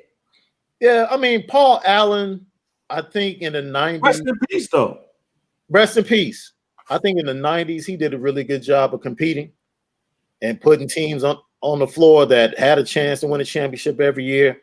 I think he did. I don't know, man. I think Portland is just a cursed franchise from but see, Bill Walton's foot, because they should have had more championships with Bill Walton. Bill Walton's foot. Right. See, and to me, to your point, decision to take Sam Bowie over Mike, and then Brandon Roy and his knee. It's like, oh yeah, they snake big as hell. But Portland ain't been right since Kobe lobbed that oop to Shaq. But see, to me, that was their chance right there. Yeah. I used to look at basketball and be like, well, I know the Bulls is gonna win it, but maybe Atlanta, you know what I'm saying? Maybe the Knicks. Maybe the Cleveland Cavaliers. Like, nah, fam. No. Because, it ain't even no parity in the NBA. So all this person is further along. Nah, fam. If you go to a gym, the best team gonna win. If you go outside and hoop, the best team gonna win. It's very rarely, very, very, very, very, very rarely, you go to a gym and you got the best players in the gym. They sitting up there, got a layup line, they dunking, they getting it on, they know each other, all of that stuff. And then me, you, Mike, and just pick three people out the group. DG and Mike Webb gonna go up against these former semi-pro basketball players in the gym and beat them. It's very rarely that's gonna happen. And then when we beat them that one game, they gonna be like, oh man, y'all think you're sweet, huh? And then they're gonna blow us out. That's the NBA. That has been the NBA since 1980. There used to be a lot of parity, but that parity was in the 70s. So to me, Portland got the same amount of chance to win the title as Dallas, who got the same amount of chance to win the title as Memphis, who got the same amount of chances is throw out another Atlanta, and they ain't even at the joint. The top four teams is Milwaukee, the Lakers, the Clippers, and I guess if you want to throw Toronto up in there because they the defending champions, let's throw them in there. All these other people, I'm good, because half of them only want to be there to get them 8 games so they could go ahead and get that TV money, and then let's just make it to the playoffs. And that's the main reason why a lot of these owners, that's what a lot of these owners want you to do anyway. Make it to the playoffs. Make it as far as you can. Don't win that championship, though, because if you win that championship, we got expectations. Hey, y'all, hold on. We got breaking news in the Some Dude Pod group. What up? Jonathan Isaac has went down with a apparent knee injury. Oh, damn. Wow. That's fucked up. God trying to tell us. Today? And today? I think they playing right. They playing right now. So. Oh yeah, Oh, Ryan, wow. go put the ancestors are not pleased. That's fucked up, man. Hey, man, that's wrong for everybody out there that prayed against that young man. Y'all wrong for that. Wrong for that. Misguided prayers. You shouldn't have done that, man. All right, man. Hey, Shaun, go cover the youngster too, man. Man, that's messed up, man. Oh, see, based upon what you were saying, Bang, before we close it out, I'll trust Dallas ownership to go after a championship before Portland. Oh yeah. Mark Cuban want to win, yo. Mark Cuban will want to win more than Portland's more ownership. I think if he captain. No, see, he wants to do. Cuban wants to do both. He wants to win and then take about 15 years off. Okay. You know what I'm saying? So now it's coming back on that apex, getting to the apex where he wants to win. Okay. Yeah. I feel I've been here for a while. I need another ring. Yeah. And then after I win my ring, I'm out.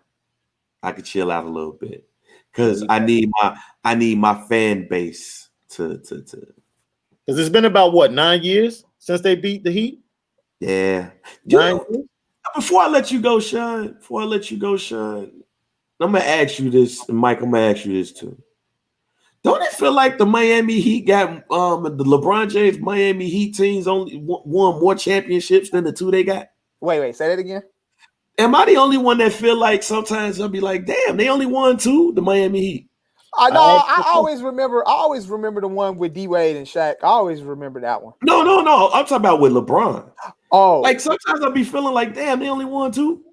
Oh, you feel like LeBron has only won 2 championships? No, like the Miami Heat with LeBron James. Like it feel like they won more than 2. Because they went 4 times in a row, right? Basically, you're saying they underachieved. Yeah. I was thinking about that the other day. Like, damn, they only won 2. They definitely underachieved. Because that Dallas loss is unforgivable for me. Yeah. No way Dallas should have won that team. There's no way you can lose to Dallas. No way. And I was sitting there the other day. I was gonna text it. I was just like, man, like the Bulls won 6 and they could have won more. Right. You know, Mike. I mean, Magic won his, but it's 2 teams. And I was like, damn, that's all they won. And that's the Miami Heat teams with LeBron James and the Boston Celtics teams with Larry Bird. Like when you think about, they only won 3. Mm-hmm. You're like, damn, that's it. KG, Paul, and Ray only won 1. Goddamn NBA. All right, man. We got more to talk about, but we gonna go ahead and let you go. Shaun, let them know where they can find you. Man, you can find me everywhere at SD2Mics. At SD2Mics. And you can hit us up, A2S Network. Follow us on SoundCloud to get all of our content. And Mini Mike Podcast Network, Mini Mike's Podcast Network. As I said before, look out for that new polyamorous podcast we got coming. Yeah. Decent proposal. Yeah. Is this no ordinary love? What would he have from that? No, we need a black. Well, we do got a black and decent proposal. It was Toi. Think it was Toi. Mike, did you see Toi? Mm-mm. See, he didn't see that black movie. All right, Shaun, we go on lunch. All right, boy. Peace. All right. So you ain't never seen Toi? Nah, man. Some movies I ain't seen, man. I gotta get my movie game up. Toi, man. Is Toi? They was like I think it was like a threesome, but it went wrong, and like the chick went crazy. It's a black film. Yeah, like that one, and what's the other one? Where the girl was? What's the other one? Yeah, I seen a couple of those. Don't they have like 3 or 4 of them movies? I think they got like 3 or 4 of them joints. I think I seen the one where like Black Erotica. I think I seen the 3rd one. Like Black Erotica. Hold on, yeah, I seen those. I seen them joints. I think I seen the one where. Hold on, I gotta look it up. But I seen it. I seen little light skin that was supposed to be New Holly Berry, but she never like. Yeah, but wasn't she like a pimp? I think she was a pimp. Black Erotica. And then she had like she was the pimp, and she had like male escorts and stuff like that. And then she had the one dude that was I forgot the dude's name, but he was like her favorite one or whatever. And then like they had a little thing or whatever. I don't know. I seen them. I seen the 3rd one. I think that was the 3rd one. Black Erotica. Hey man, I kind of want to invite somebody in here for this one. I don't know who's available. Who available right now? Anybody that's watching right now? Who trying to jump down? And the reason why, because I think I'm unqualified to talk about Chris Brown versus Usher. You ain't, bro. You are more than qualified, fam. Why did you want me to send you that Chris Brown link? No, because I was gonna put it like I was gonna do a post for work about like quintessential Chris Brown songs because first of all, it's my job. And I was thinking of evergreen content, get my work on. I was thinking about evergreen content. And, since people was talking about Chris Brown was talking about, battling himself. That's the only person he needs to battle. He don't think him and Usher is a good battle. Mm-hmm. I don't think I'm qualified because we had this conversation in one of our earlier joints. I've not listened to a lot of Chris Brown music. You had gave me the playlist because you was talking about some, I need to hear some soulful joints from Chris Brown. And he was like, oh, he got soulful joints.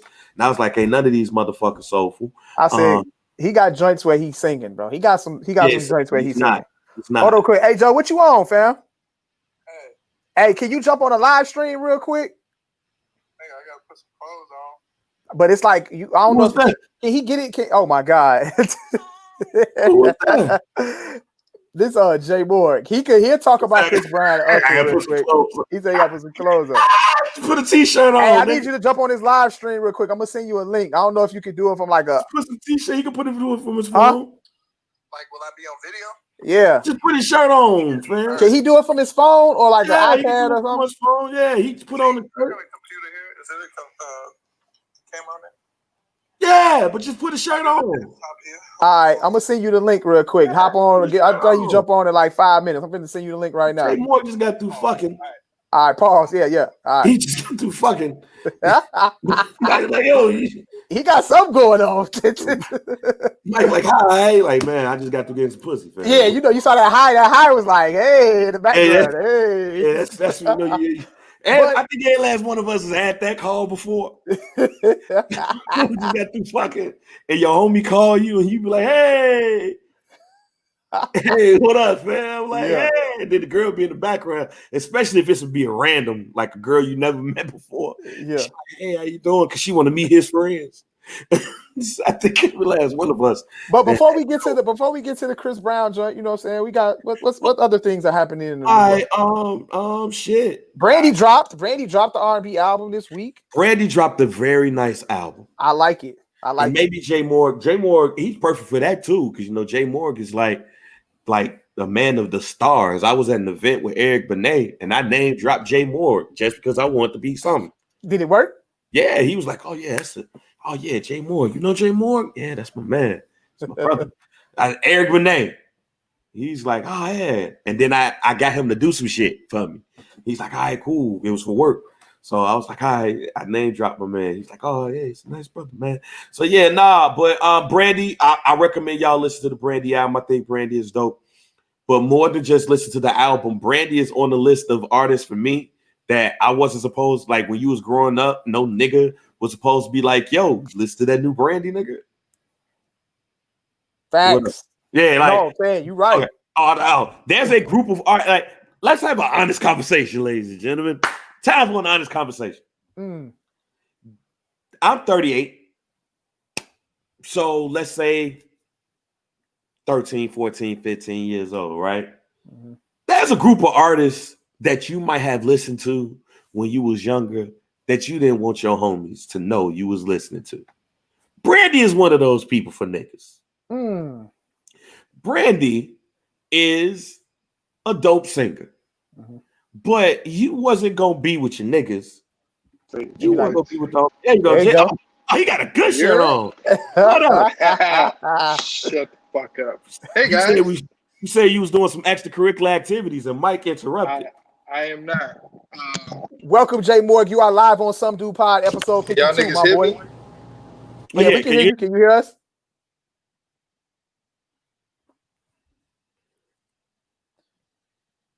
Now we can't hear you. His mic, he got to go up in there and connect the mic again. Go up in the cam mic joint. Check. There you go. There you go. There we go. He got the good shirt on too. Well, what you gonna use some money? No, I had a cocaine deal beforehand. Hey! There's literally nothing on under this. Like from the bottom. What's up, my guys? What's good? JR Bang. Pause. What's good, man? Mike I was talking I was talking about how I name dropped you to Eric Benét at an event. Oh, you did? What you Yeah. did? He's like, oh man, that's a good guy, man. That's my brother, man. Yeah. How y'all know each other? All right, cool. What you need me to do? You tell him you was my weed man or no? No, I didn't. Not that time. Not that time. I'm gonna use that. All right, that's my brother right there. Shout out to E. So I asked Mike to bring somebody on because I feel like I'm unqualified to have this conversation. Like everybody is talking about Usher versus Chris Brown, and I don't listen to a lot of Chris Brown. You know, I was just having this conversation with a lovely young lady at dinner, not that long ago today, about who Chris Brown can match with, and I was thinking Beyonce. But as far as Usher goes, I think Usher would be a great match for. We were mainly talking about like people who are great matches, period. Like we were speaking on the Rick Ross and 2 Chainz mismatch up, and how I you think it's a terrible matchup? I think so. I think Ross is going to wash his laundry, pause, and then I suggested, based on Joe Budden's podcast, that Meek Mill will go against 2 Chainz. I think that would be a great matchup. One that I would like to see personally. Rick Ross, I would like to see go against Tip or Jeezy personally, because his track record is just too extensive for 2 Chainz. He's not going to go the distance. Interesting. Interesting you say that. I think it's a terrible matchup because I think they're two different artists. But I think that's what makes it interesting. I don't think so. I think at the essence of both of them, they're of the trap cloth, but they both can really rap, like authentically rap. But Rick Ross has the track record. While I agree with you on that, the albums we love from 2 Chainz are not his rapping albums. His first album was a rapping album. But he still gave you those club joints that made you basically. No, I ain't saying he wasn't, but we're not like us.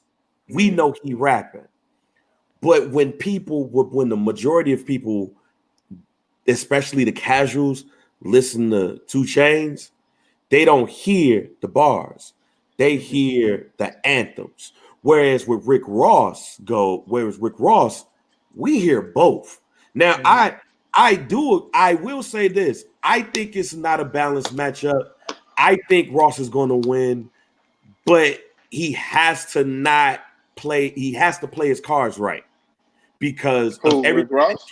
Yeah, Rick Ross has to play his cards right. If he go up in that BSing, like how Snoop almost did at the end of the DMX joint, which is liable to happen depending on how comfortable rappers get, he will mess around and lose. I think personally, when it comes to Rick Ross, he has too many cards to play. He can go the mixtape route and do the Rich Forever mixtape and do the shit with motherfucking Nas, Triple Beam Dreams. He can go to the album cuts with fucking. He could go with features. Fuck with me, you know I got it. Like he can go so many ways. I think 2 Chainz is very limited. He should stick to. 2 Chainz got some classic verses and singles. And I think the big joke. Go ahead, Jamie. Go ahead. I'll finish. No, I think 2 Chainz' big joker is he got a couple big jokers actually. Mercy. Mercy, the Player Circle record.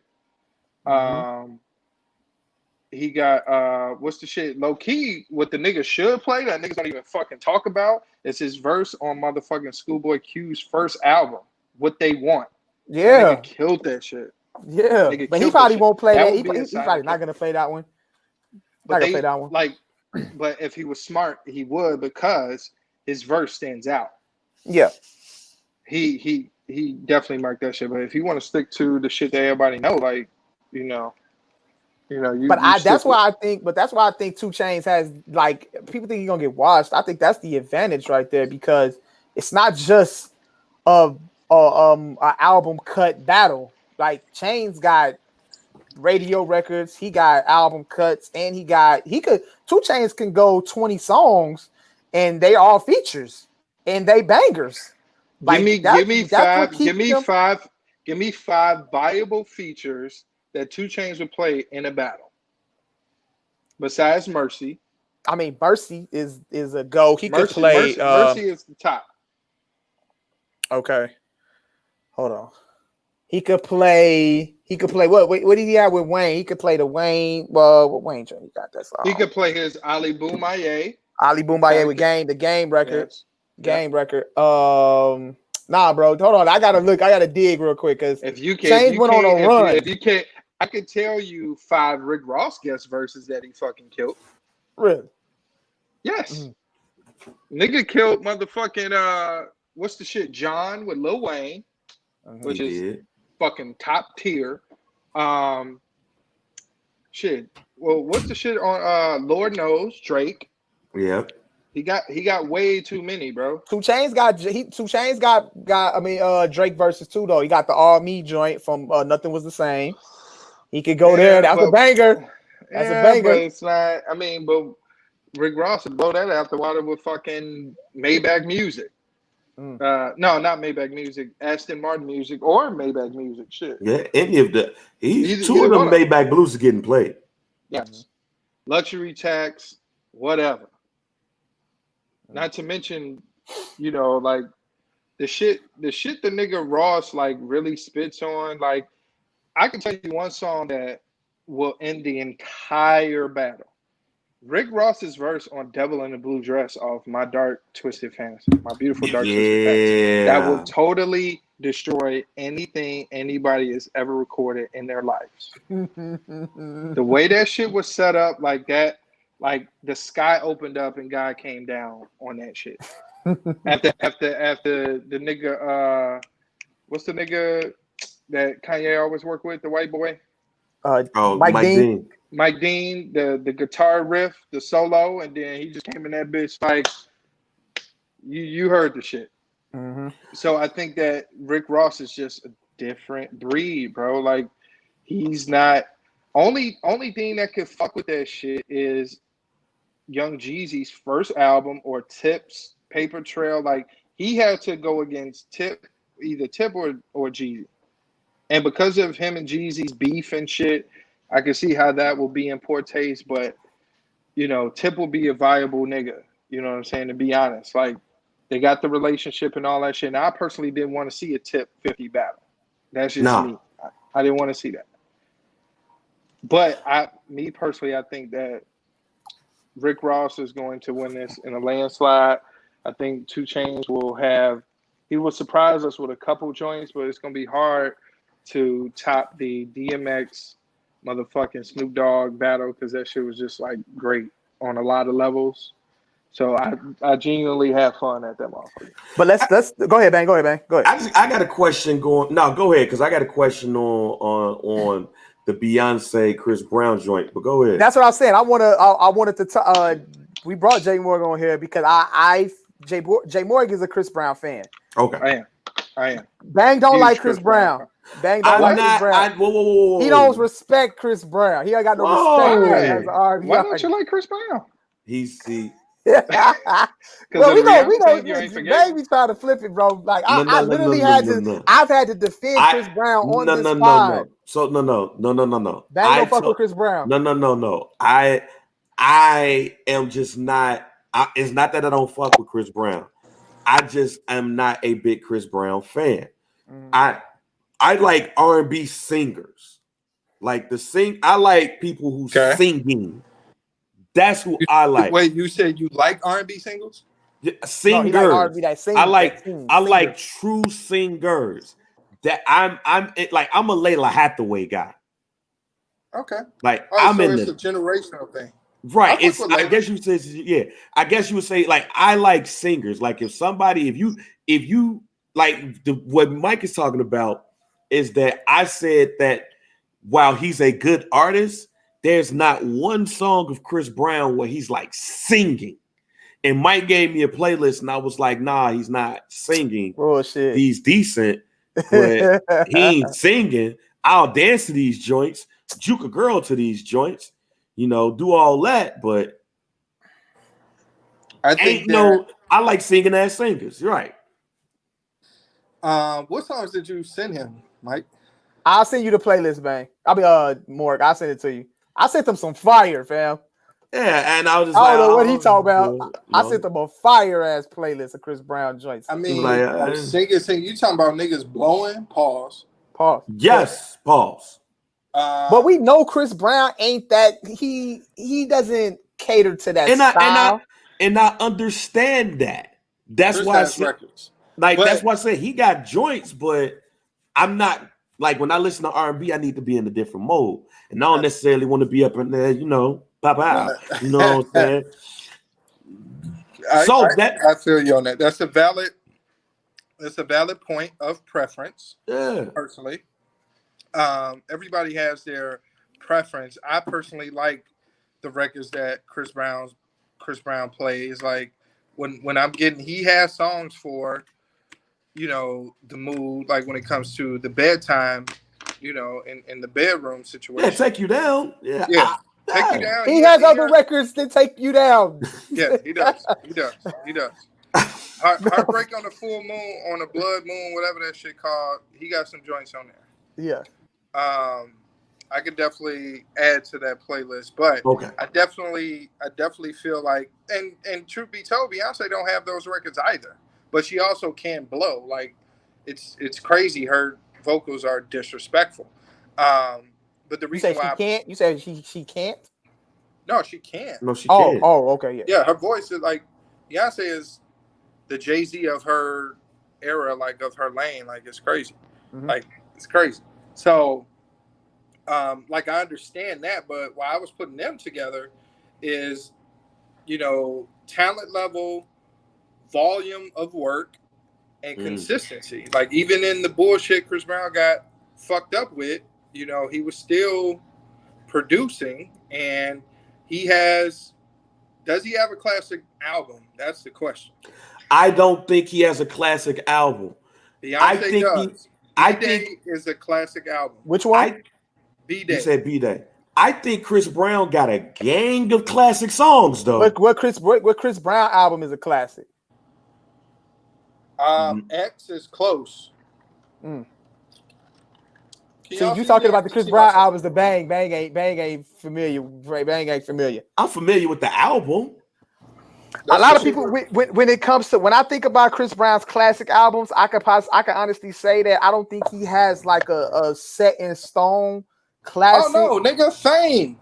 I was just about to say, hold on, wait. I was gonna get to that. His first album is possibly, I think, front to back, his best body of work. But I think Fame is the album. I think Fame is more of an important album. That's his most important album. Yeah, but that's his most important album. But Fame had records on it though. But Fame is his most important album because that's the album that catapulted him back into stardom after the Rihanna shit. Because he dropped the album Graffiti after the Rihanna shit, but that shit didn't hit. Right. But then he switched this album, this the Deuces album. That album, album is that's the one that had the Deuces. No that's the one that had the Busta Rhymes record, the Busta Rhymes and Wayne record. No bullshit. Deuces. Look at me now. It had the joint, the times 3 joint. Times 3. It had Wet the Bed with Luda. Yep. Classic. Yep. That's the album. I think that might be his closest thing to a classic, I think. If we're gonna pick one. And I think just how important that album was for his career as well. Deuces, no BS. She Ain't You. She Ain't You. He flipped Michael Jackson shit so fire. Yes. Yep. Yeah, he had joints on there.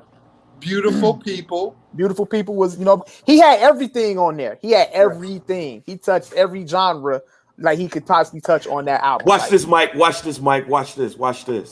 That's a classic. There you go. I think like I had to go back and look at the track list just to make sure. Mm-hmm. Yeah. That shit stands up. Mm-hmm. I agree. That's the when I be getting mad at folks about when people be like, "Yo, the album just came out today. 3 hours later, it's a classic." Some albums are like that. The Blueprint was like that. Nah. When I first heard the Blueprint, September 11, 2001, it was a fucking masterpiece. You understand me? I was listening to Ghetto Fabulous with disgust. I let shit breathe. I'm the let shit breathe guy. But those songs off Fame album aged the fuck well. Especially She Ain't You. She Ain't You. And I, to this day, on the record, hate that song. You hate She Ain't You? I appreciate what it did. Can y'all see me on the stream? We can't see you. We can hear you though, but we lost you on the visual. I thought you was like, no, I'm trying to. It's trying to like bring you back in, but you're not there though. But we can hear you though. Look. I'll log back in. Y'all talk to yourselves. Yeah, but I thought Jake Morg was doing something and was talking at the same time. I'm glad to hear you say that though, babe. Chris Brown got a classic. Yeah. No, Fame would be the one. I think Fame would be the one. But I also believe that, and this is partly, I think this is partly our fault, right? And I won't say partly our fault. It's maybe because he went through. I think if he didn't go through that bullshit, we'd probably be talking about this album. He will be the top nigga ever. Oh yeah, absolutely. Because that album, like, I still remember when Deuces dropped. Deuces was his entrance into the game, and I really hate that him and Kevin McHale or McCall. Kevin McCall fell out because he single-handedly brought this nigga back to life, writing that record. And Strip, because Strip was fire. Strip was on Graffiti. No, Strip was on. Strip was fire. Strip was on Fortune. Yeah, still fire though. Oh yeah. Okay. I will say it's. If somebody were to throw out the question to say what is his Confessions, it would be Fame. It's Fame ain't Confessions, but ain't not Confessions. Confessions, I would say X is his Confessions, but that's my personal favorite. I love the X album, Autumn Leaves. I love Fine China. The shit with Brandy. I really love that album. I do too. That's just my personal preference. But as far as consistency goes, my man's up there.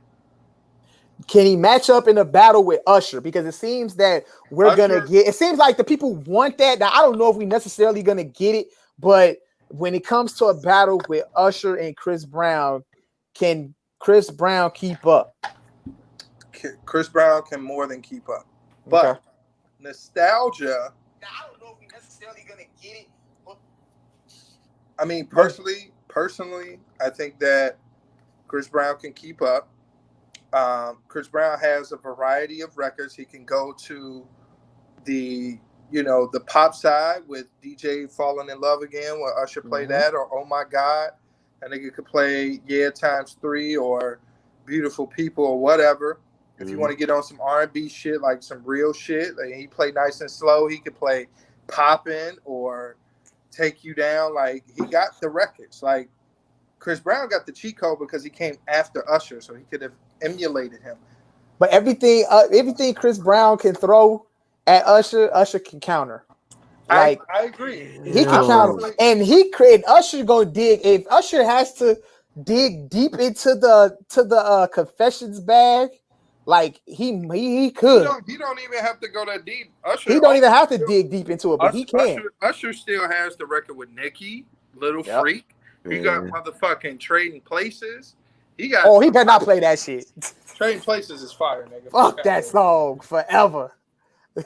Nigga, the shit was about us being catered to. How could your gender speak? I think Chris Brown might get Usher, fam. I'm thinking. I think Chris Brown might have Usher. Whoa. Bro, you got to think, but look, Usher got shit. Usher got My Way. No. I'm with you. I'm with you. Yeah, he got My Way. He got was that Nice and Slow? Nice and Slow. You make me wanna. He gonna make me wanna. Then he got joints off the 8701. He like you ain't got a call. You Don't Got a Call is a great record. You could go back to Usher when he was when his voice changed. When Diddy was right this shit. He got a couple joints off that first album. Yeah, like Think of You was getting played. Mm-hmm. Yes. Like what I'm saying is, but also Run It and Yo, all that shit will get played. Yeah, Lovers and Friends is probably gonna get played. Okay. But what I'm saying, the original and remix. Right. But what I'm saying is, and remind you, I'm more Usher than I am Chris Brown. Mm-hmm. What I'm saying is that Usher pop joints is going to get squashed by Chris Brown's. Mm-hmm. It's going to get squashed. It's pop stuff. Mm-hmm. So the one place that he got Chris Brown at is his ballads. Mm-hmm. His ballads. Like some stuff gonna be even. The pop stuff gonna be even. The R&B stuff is kind of gonna be even because Chris Brown ain't really go true pop until after Fame. Yeah. So but we forget about the little records in between because we forgot about he still has No Guidance out there. He still got Party with Gucci and fucking Nah, that ain't it. No, he got the shit with Young Thug is popping. Go crazy. Yes. It's popping. So what I'm saying is, but he probably don't need to play those. So what I'm saying is that if he controls the narrative, if he controls the narrative, he's gonna beat Usher because in a versus battle, you don't want to hit the ballads. Mm-hmm. You're not gonna want to hit the ballads unless they're classic. Like I hate You Got It Bad, but in a versus battle, I wouldn't be mad if he played it. He's gonna play that. That's definitely he's gonna play it, but. I don't want to hear Moving Mountains. That shit is terrible. He's not gonna play that. See, like you play Here I Stand, that's not gonna move the needle. You play, matter of fact, out of all of them ballads, that's not Confessions. Mm-mm. I agree. That's not Confessions. You just named the only one that'll move the needle. Right. So once you get out, Love in This Club, but Love in This Club is not a ballad. No, it's not a ballad, but that's gonna go up though when he play it though. Yeah, that's definitely gonna go up. If Chris Brown control the narrative, if he come out the gate like, nah, we not playing this, fam. We playing this. If he Jada Kiss it, yeah. If he do that, man. I think that first of all, can we all agree that Best of Me 1 is better than Best of Me 2? Talking about the Maya record. Maya. The one with Hov is better than Hov. The one with Jada is better than the one with Hov. I like it better. I ain't gonna lie. I think that's a great fucking record. At the beat. Yes. The beat killed there. The beat wins that for me. Okay. Because Jay gets off. Hov has a better verse. I give you that. Yeah, but that beat, you play that in the club. At that time, that version of the club, jams, dog. You find a woman and you grab her by the hand and you say, "Hey, love that record." Yeah. Hey, I want to flip it real quick. I want to see. Hey, Mike Jones, shout out to Mike Jones, banging on lunch tables. I want you to hear this take from Jay Morg real quick about the Black Album. Go, Jay Morg. Go. Oh, I know this take. Go. I know this take. Jay Morg, we lost him. Go. There you go. He back. Go ahead. Go. Is this thing going? You're on. We can hear you. You going in and out. He has an incredibly bad take about the Black Album, and I hate it so much. Is this thing on? I can hear you now. We can hear you now. Going? Yeah. Am I being understood? Can you guys? Yeah, go ahead. Yeah, we can hear you, bro. The Black Album is not a classic album. Bullshit. End quote. I'll tell you why. Go ahead. 50% of the album. First of all, the album aged horribly, and 50% of the album is great. The other 50% is not good. If you want to go through the tracks, let's go. First, my God! Not an intro. Already points off. If we're in 2003, this is supposed to be this nigga last album. How can you not give us a fucking intro? December 4th is the intro. I don't want to hear it. December 4th is the intro. December 4th. Terrible. Track 3. What more can I say? Top 15 J songs ever. All right. Give me that. Encore. top 20 Jay-Z songs ever. 5, Change Clothes, top 3 worst Jay-Z songs ever in life. Ever. You hear me? This nigga did a single. Number 6, Dirt Off Your Shoulder. Great. I give it to you. It's room temperature water. Okay? Some people prefer it, some people don't. Number 7, Threat. Top 20 Jay-Z songs ever. The lyrical warfare on that shit, great. Moment of Clarity. It's good. I like it. I personally like it. Okay. Number 9. Who produced that joint? Who produced that joint? A terrible rapper. Get the fuck out of here. Great I ain't gonna say nothing. Number 9. Marshall. What's number 9? Justify My Thug? Or is that after? I think it's Justify My Thug.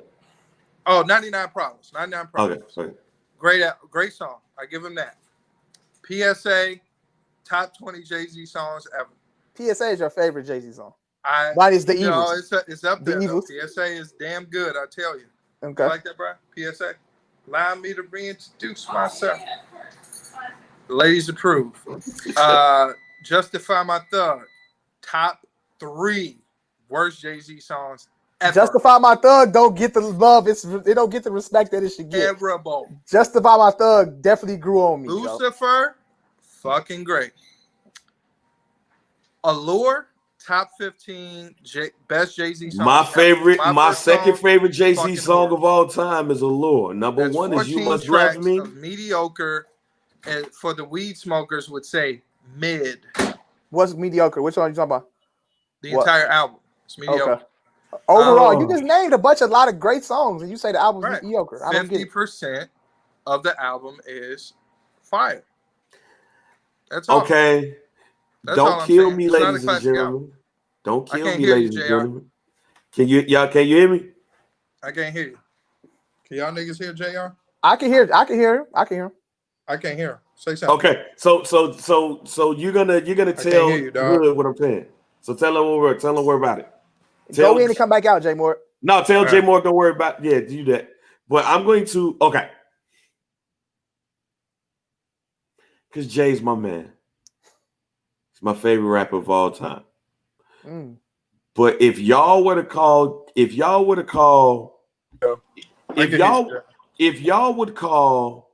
that album a classic, I don't get mad. But based off of what I do with the term classic, how I interpret the word classic, it's a classic off of impact. But how you feel about Black Album, how you feel about Me Against the World, it's a great album. It's how I feel about Black Album. Because I don't like Moment of Clarity. Okay. That gets skipped. I don't like that beat. I like what he's talking about. Why you don't like the beat, Bang? I hate that beat. Why you don't like it, Bang? Why you don't like it? Why you don't like the beat, Bang? Because the white rapper. He thinks I hate white rappers. He hates white rappers. Whoa. He hates white rappers. I hate G-Eazy and them too. I love Mac Miller, man. I love Mac Miller, and 2009 is my favorite Mac Miller song because of what I went through in 2009. I love white rappers, Mike. And yes, Mac Miller has a better catalog. Oh shit! Marshall? We're gonna talk about that in a second. We're gonna get to that take in a minute if we got time. Marshall got 3 classics, 1 masterpiece. We're gonna get to that in a second. He ain't got 3 classics at all. We're gonna talk about that in a second. He hates Eminem. Slim Shady LP, Marshall Mathers LP. Whatever, y'all got that shit. This nigga, man. Y'all got it. But with that being said, how I base shit that's classics is how well the album ages and how we feel about that album years after it comes out. Yep. I like that album, but Moment of Clarity, Justify My Thug, I skip. Yep. You like my first song? I skipped my first song. Same. But for nostalgia reasons, I understand it. But I don't listen to that. That's 3 songs right there. Do you like Dirt Off Your Shoulder? Do you like December 4th? I like December 4th. I like Dirt Off Your Shoulder. I love Allure. Allure's Allure my second. is top tier. Like shit. Allure is my second favorite Jay-Z song. Number Really? one What's is number yes, one? You Must Love Me. Okay. You Must Love Me on Volume 1 is my favorite Jay-Z song. And number 2 is Allure. I love them Jay-Z songs. Where does The Evils fall on your Jay-Z? 3. Okay. 3. The Evils is number 1 for me. Yeah, I love them introspective Jay-Z songs. Them are my joints. Mm-hmm. So with Allure, that album will get a push because of Allure. That album will get a push in classic status. If somebody were to yell at me and be like, yo, that album is a classic, I'd be like, for Allure alone, I'd be like, okay, I feel you. argue this is why I don't respect Andrew Barber from Fake Short Drive. We were backstage at Pitchfork and we argued about Black Album. And the nigga said Moment of Clarity is one of Jay-Z's best songs. He said a lot of hot takes that I didn't fuck with. And I'm like, this nigga don't know. He really don't know. Because I'm more qualified to speak on any Jay-Z shit than any nigga on this planet. With the exception of Mike and a couple other niggas I know. Mm-hmm. So, when it comes to critiquing Hove, I have the most unbiased lens when it comes to that shit. So when I say the Black Album is not a classic, I truly believe that to be true. There are also other projects or records or whatever. Another thing too, this may be a hot take. I wasn't moved by 444. I'm sorry. People just swear by it. I liked it, you know what I'm saying? But I wasn't moved by it. I was not moved by it. I love Story of OJ. I love what it represented and all that, but as a piece of album based on what this nigga got, and just felt like he went in the booth and just freestyle, no pun intended. Like this is where I put 444, right? And I agree. I understand what you're saying, right? And with the sport of rap, I think that 444 was the first album outside of the sport of rap for Jay-Z. And what I mean by that is you know, like I use Tony Bennett as an example all the time, right? How Tony Bennett, 90-something years old, still be old as hell performing, doing the same old song. I think Jay-Z, that was Jay-Z's first album at that age where to me it wasn't in the sport of rap. He's now that older cat that's doing it, and he's just doing it, you know what I'm saying, to stay fresh, to be able to tour, to all that. And it was still a good album to me, but I don't talk about that album like I talk about the others, because now I believe that Jay-Z is at that Tony Bennett, that Frank Sinatra. He's at that level where, you know, I'm putting out body of works. I'm not necessarily out here trying to be the best rapper, even though I'm probably better than every rapper. So he's at that Frank Sinatra, Tony Bennett joint. I do think if you are, you know, as far as the rap game goes, if you're gonna be in it, you have to be able to compete. Which is why and he feels that way too. Which is why I think he, if you look back to the Rap Radar interview when B-Dot asked him about the last verse on Smile, he was like, yeah, nigga, I had to let niggas know what it is. Like, I feel like he still has that competitive nature, and I feel like you have to keep that same energy. I didn't know that he shot his brother. So on Kill Jay-Z, loved it. You know what I'm saying? I love that record. I love Story of OJ. He said it in You Must Love Me. He did. Yeah. But I'm saying, like, speaking on you know, and you know better, nigga, I know you do, just the way he was rapping it in that capacity. I do remember You Must Love Me.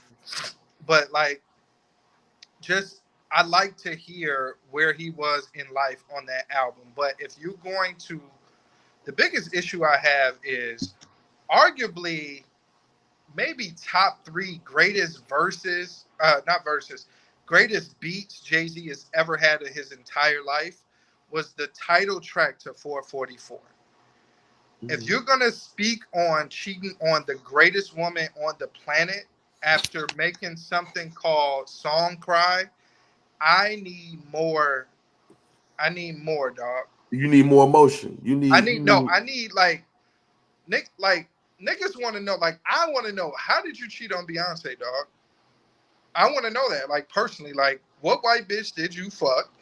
Like, I want to. And then you threw the breakfast line about Solange. You egged Solange John. All you got to do is say you was wrong. Finish your breakfast shit. That's cool, but like, nigga, I need you to be a real nigga and tell the streets how you cheated on Beyonce and be authentic about it. You know what I'm saying? And if you want to do the whole take the jazz approach and scat on 444, cool, but you don't do that on that beat. That beat could have been in the Hall of Fame of shit. No ID, like, that's probably his best beat ever, but that sample, like, that shit was perfect. And then based on the story he gave about how he woke up at 444 and wanted to do this shit, I'm like, nigga, fuck out of here. I love Song Cry. I love Song Cry.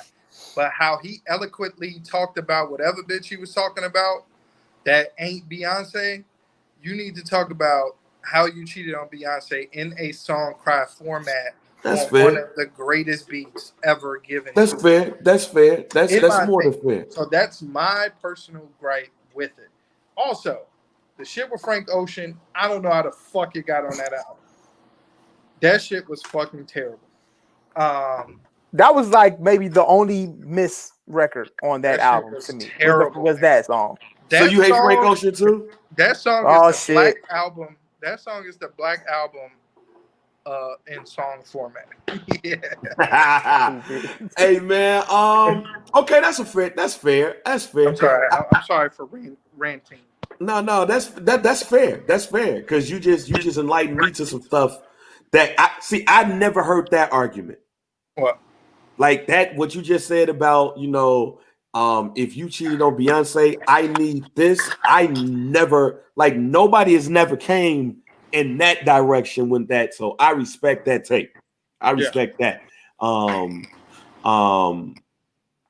Yeah, because that's interesting. I didn't think about it like that. I was, and he shot shots at my man Eric Benét on that shit. Niggas don't even know, what happened with Eric and Hallie. I'm not gonna speak on their business, but he was talking shit about shit he didn't know about.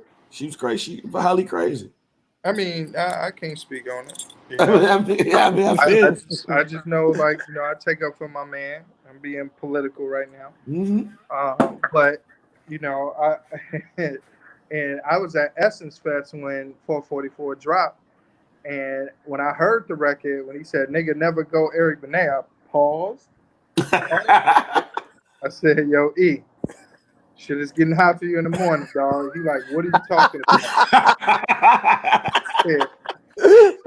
Oh, just name dropped you in the record. He was like, "What'd he say?"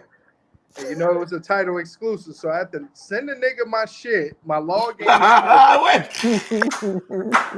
so he could log in and listen to the record. And when he hit me back, he was like, "Well, that's interesting." Oh my god!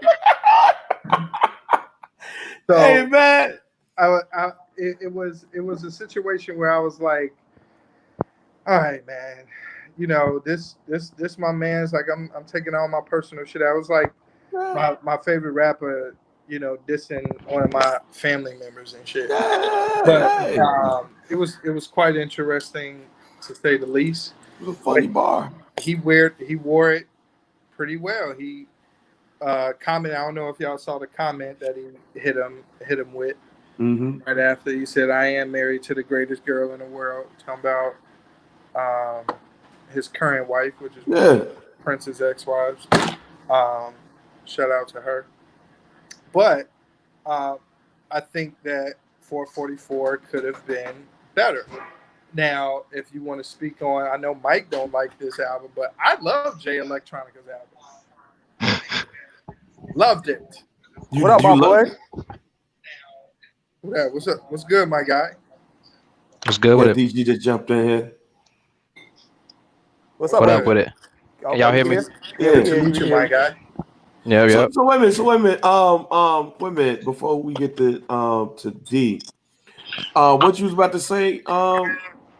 Just about Jay Electronica album. I love Jay Elec's album.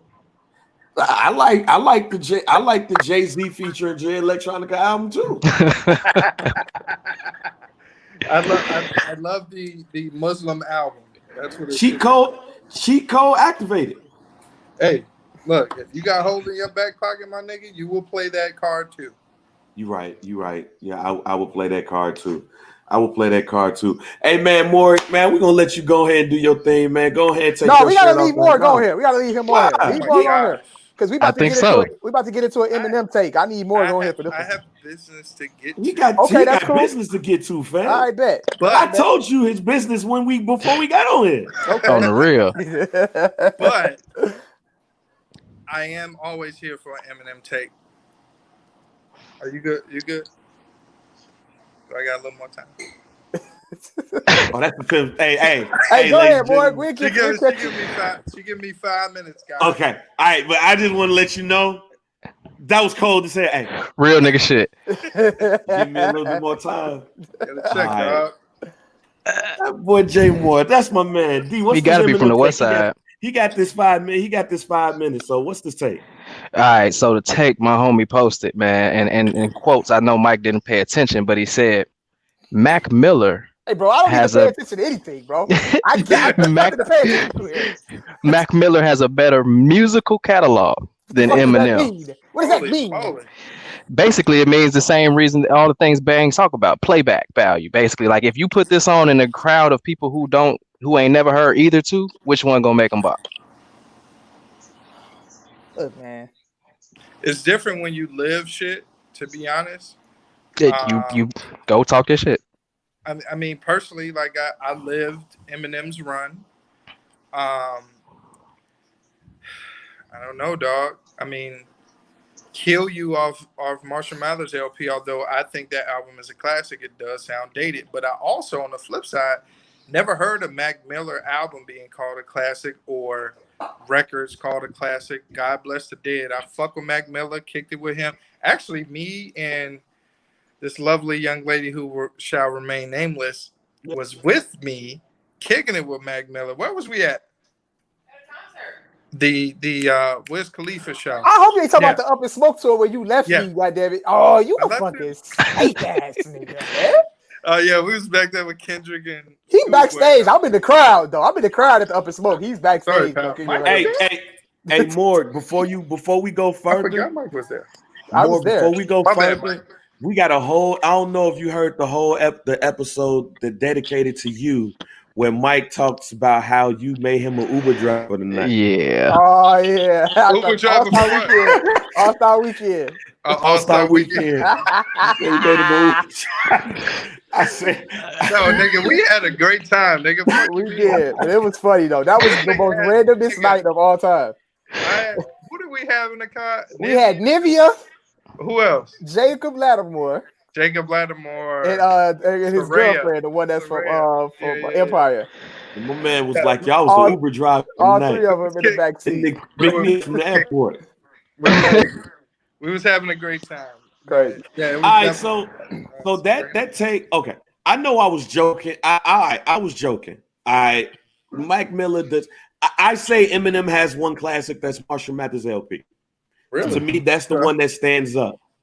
Mike go put up his 3. Mike, I don't care about your 3. All right, this is me I'm talking about. Don't fuck with Eminem. He has one. And he don't like rap rappers at all, but he definitely don't like him. Marshall Mathers LP is the one Eminem album that I believe that has aged well enough to be put in that classic category. That's the one. The other albums don't age well at all, and they don't really have no playback value. With that being said, yeah, they won't. With that being said, I'm not going to jump out the window and be like Mac Miller got a better catalog than Eminem, even though Mac Miller has one of my favorite songs of all time, 2009, especially the Tiny Desk version a little bit before he dies. Yeah, that version is amazing. I got to watch that. I didn't catch that. Yeah, you got to catch that. I'm not going to jump out the window, though, and be like, that man catalog is better than that man's catalog, because Eminem's catalog contains more than his albums. True. Is he a better rapper than Eminem? No. That was never the question. Okay. Yeah, nobody is a better rapper than Eminem. Goddamn. So here we go. We're strictly talking about bodies of work. Yeah. With Eminem versus Mac Miller. Yeah, and it is Eminem. Okay, so if you put Mac Miller's track record up against Eminem's track record, Eminem would lose to Mac Miller. Is what you guys are saying? No, I'm not saying that. No, I'm not saying that either. Right. That's what dude's saying. That's what some dude's saying. Gotcha. I might not be the biggest Eminem fan, but I ain't gonna jump out that window. I'll jump out that window to irritate Mike, because anytime you say anything about Eminem, he's there. He's right there. He get the artifice. And then I told DG, I said, yo, that take made me more mad than the shit that Snoop said. The shit that Snoop said didn't even bother me. That don't even bother me. It shouldn't bother you. That's his top 10. He's not. That didn't bother me at all. Oh, when he was on the Breakfast Club talking about that didn't bother me at all. But then Bang made the post in the Some Dude Pod group, and he made it about me. Then niggas started attacking because me. every time more, you know it. Anytime somebody say something about his white savior, the octopus come out and like this because y'all niggas don't respect Marshall like that. Mahershala Ali in the Green Book. Yeah, that's hilarious. He's Tom Hanks. He's Tom Hanks in the Green Mile. He's Tom Hanks in the Green Mile. You can't say nothing. Look, before I let you go, because we 2 minutes into your 5 minutes before you go ahead and do your thing, I just need to say this honest conversation about the honest quick joint with Eminem. If Eminem ain't in somebody's top 10, stop getting mad. We just don't like that shit. We don't want to hear about my mama dying. And we don't want to hear about me doing drugs all the time. We don't want to hear that shit. We don't want to hear it. But Eminem has more than that. Eminem makes more. We don't want to hear that either. But that's a shame. That goes back to what I was saying. Like if you was outside when the shit was prevalent. JR, you like what, 3 years older than us? I'm 38. 38. We 34. So that's a whole high school life of hip hop that we wasn't outside for versus you. So you was outside for Hit 'Em Up and all that shit. So that's a different vibe. So when it comes to M will be in my top 10. You know what I'm saying? But you got an entire 4 years of other rappers. You could bring up Kool G Rap and niggas would be like, "Okay, I get it. He was outside for Kool G." You know what I'm saying? But you was in the bad boy era, like that's official. That's different shit. That's when hip hop was real. So you know, when it comes to Eminem being in our top 10, I don't think is a crime, because even niggas in your era could identify his skills. I could see, like, if I think JR, if you hear Eminem in our top 10, you would understand that, in my opinion. I think you'd be like, okay, I don't fuck with him, but the kid is nice. You tell Mike that shit, because as soon as I say some shit, so if I even say what you just said, Mike like, well, nah, see, you hating. That's not true. White rapper. That's not true. You hate DG, what you think, bro? What you speak on it real quick, DG? What you got to say about it? Before we go, Morg, Morg's 5 minutes is up, man. I'd like to thank you for taking your time out. You know what I'm saying? For you and your lovely date. Tell your lovely date I said hi, and thank you as well for jumping on the hear them? They said hi. She said thank you. She has a great voice. Like, I bet your over the phone she has voice a voice for on radio or TV, right? Man, right. Yeah, that's her money. You just shut the boy, we gonna talk later, fam. See what's going on with your ass. She wanna be what up, Brian? Mix. What's up, Mike? Hi. How you doing, Brian? Good to see you. Mike. That's why I FaceTimed you earlier. She said, "Oh my God, where's Mike?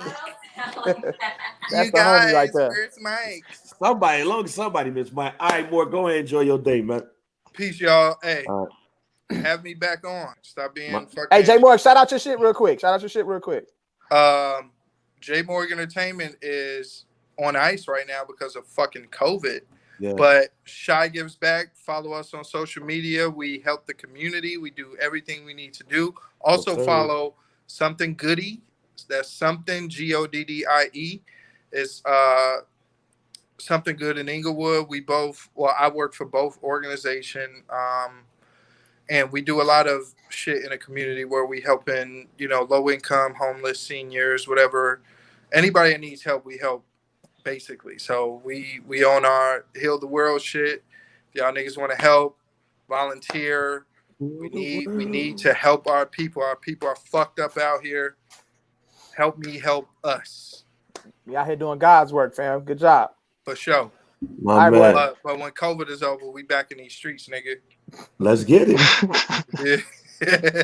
I remember. Y'all niggas be safe. 100. Yep. See, Mike, I don't hate white rappers, fam. Why you got the group thinking that I'm racist against white rappers? You are, bro. You are. I'm not. Fucking racist, bro. I just don't like Eminem. You drilled Logic last week, bro. You don't fuck with Logic neither. Logic is mixed. You are Joe Budden, fam. You make motherfucking white rappers want to commit suicide, fam. That's on them. And Wow. there's a hotline for that. Shit. Well, I like Mac Miller. I like Bubba Sparks. Short list. Cool. Bullshit. Who else white? Oh, Action Bronson, one of my favorite rappers. Right, you talked about that. We said that, but I think he just dropped a new joint. He did. Yeah, Action, what the fuck out of here, Mike. We ain't talking about that racist shit. against We ain't white talking about that rappers. shit. Action Bronson is one of my favorite rappers. He's Period. racist against white rappers, and he discriminates against female rappers. Okay, the female rapper thing. It's true. It's true. I'm misogynistic with my ear. I just started listening to female rap. Okay. But I mean, but back to what Jay Moore said, sometimes you got to be able to live what they talk about in order to rock with it. Bro, I don't want to hear about no chick getting a pussy ate, fam. I don't want to hear about that shit. Now she ran the game. Just as much as I don't want to hear Lil Wayne talk about eating pussy all the time. I grew up with the Eminem album on my hip. 8th grade, Slim Shady LP. I had that. I was the one in 8th grade with that album. I understand the nostalgia around it, fam. I get it. And it ain't just the nostalgia, bang. Eminem makes more of the records about, you know what I'm saying, the bullshit that y'all can hate. Like the what? content. I could make I'm gonna say, you know what, bang? I'm gonna send you an introspective. I'm gonna send you an introspective. I'm gonna send you an introspective Eminem playlist. Eminem has introspective records. His introspection is about him doing crack. Drugs. That's not true. Yep. No, it's not. I can send you 10 Eminem songs that okay, before you do that, give me one song. Give me one introspective song and give us the story. No, I'm not gonna do that. I'm not gonna do that. I'm not gonna do that. I'm not gonna do that. No, I'm not gonna give us the introspective song. Look, you better do it, Mike. You what? do it. No, this is your man. I told you. I just said on this show, my 3 favorite Jay-Z songs are introspective. You Must Love Me. Talk about shooting his brother. Allure. We ain't got to talk about Allure. We know what Allure is about. Just the life. And then The Evils. Introspective as shit. Those are my 3 favorite Jay-Z songs. Introspective as shit. I could keep going. Still Got Love for You. Him and Benny Siegel. That's literally number 4. All my favorite Jay-Z songs are introspective Jay-Z songs. Him talking about life. Ballad for Fallen Soldiers is in my top 10. All introspective. So introspective rappers, I love introspective rap in R&B. I'll send you 3 Eminem songs introspective out there. Nah, I'm not gonna tell you. No. I have to tell you that, bro. I have to tell you. It's his favorite rapper, man. I'm not finna sit here and go with it. We're not gonna do this. No, that's what the fuck is the point. It's this podcast is for. That's what the fucking point. It's like going through one end out the other with you, though. I'm trying to. Forget about it. You see this shit, D? Yeah, man, this was your chance. This was his chance. This was it. I'm throwing him the oop. I'm Jason Kidd to him, Vince Carter right now. And you know, Jay-Z ain't even his favorite artist. And he just hit you with 3. Right. M your favorite artist. M is like my 1 and 2. It's M and J. I'm throwing you the alley, fam. I'm throwing you the alley. I just said, give me one. And what are you talking about? I'm throwing you the ball. I'm Jason Kidd right now. You are coming off the right side. I tell you what song, you're not gonna know what song it is because there ain't no point in me telling you. Listen, you think I listen to Eminem? You don't. He skimmed it. He does. He skimmed it. You act like I white rap on the shelf and like, nope, I don't want that shit. Oh, come on, fam. This is a waste of time. He won. Just give it to me. Nah, I ain't gonna do that. We good. What? Not even like, ain't Haley's song something like that? Ain't that an introspective? That could be introspective off Eminem show. Look at that. Come on, bro. Tell me about Haley's song. Bro, it's about his daughter. It's about him, and right, Mike? It's about him like not spending time with his daughter and all the stuff that she gets to see between him and her baby mother, his baby mama. Yep. There you go. There you go, DG. If I could keep singing, I keep singing this song to my daughter. If I could blow something, I hit the notes as long as my father. I can go all day on the Eminem bars, but the Haley joint. I can send that to Bang, you know what I'm saying? But he ain't gonna fuck with it though. I think Bang would like Haley's song. He won't like it. I actually think he would. He's a father. He gonna say it ain't for me. That's what he gonna say. It ain't for me. And if it ain't for me, what's the problem? It ain't for me. He gonna say it ain't for me. He gonna say it ain't introspective. M don't get the praise for when he make records like that though. He don't get the praise for that. He don't get praise. Oh my God. He just gets criticized because he talks about, you know what I'm saying, raping his own mother and all that bullshit like that. Because we don't want to hear that shit. That's on Eminem show. I mean, that's on Marshall Mathers LP. You say that's a classic. So I know it's a classic. I just told you.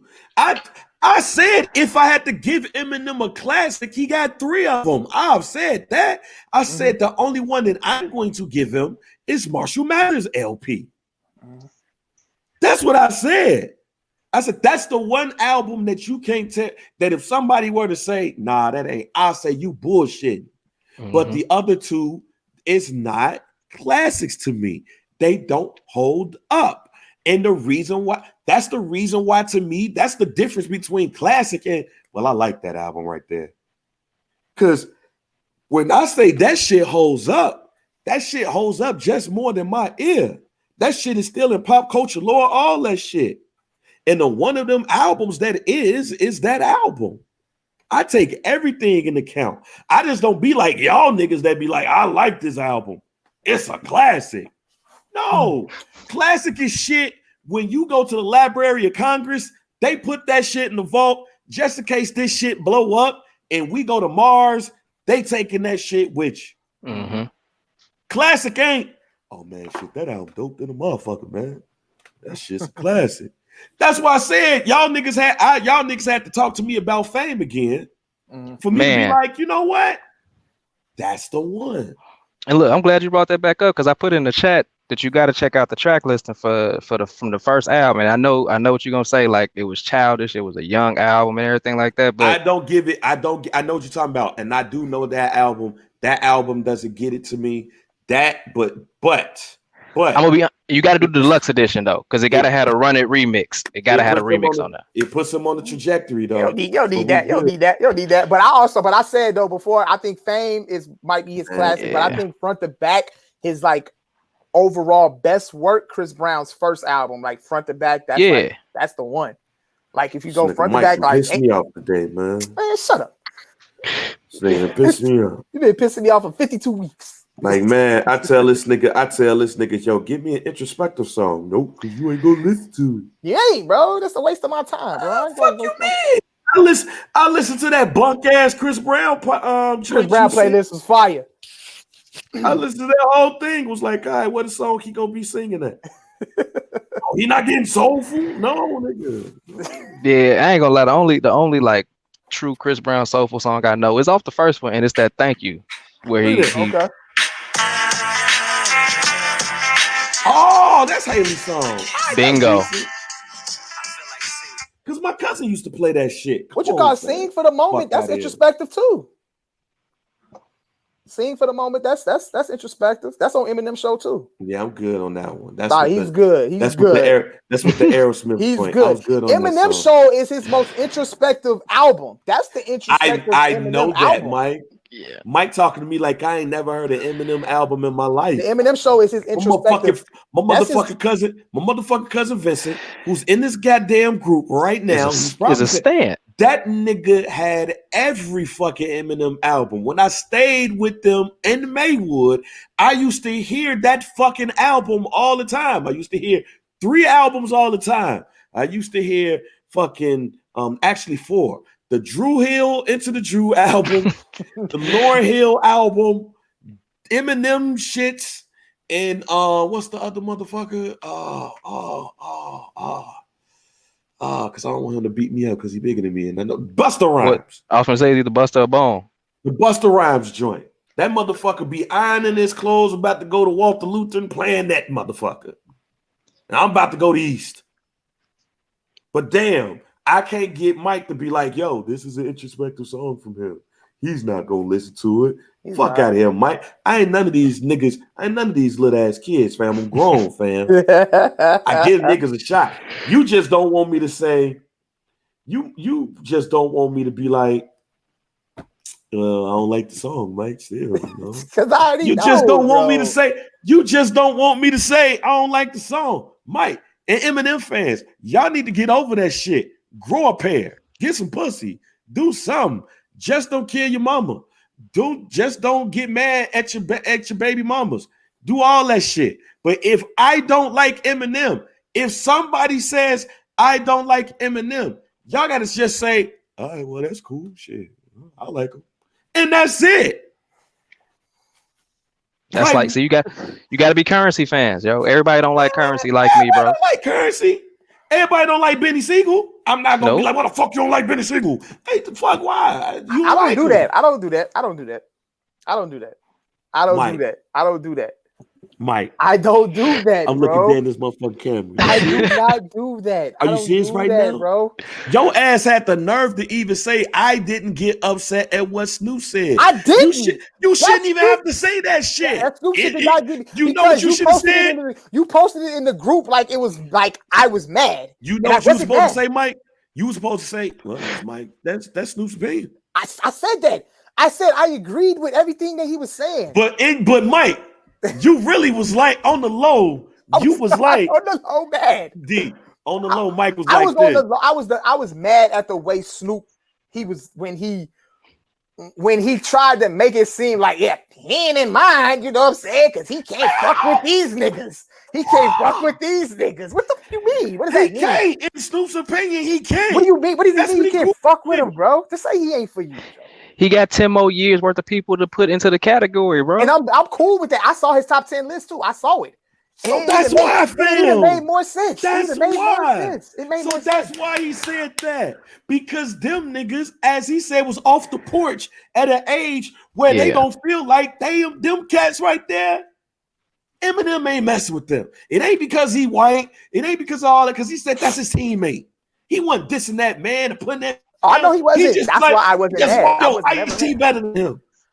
I have no problem with Snoop. Look, Snoop, my guy. Snoop, my guy. I'm cool with it. I ain't got no problem with Snoop. As soon, why y'all niggas get mad when we say the white boy huh?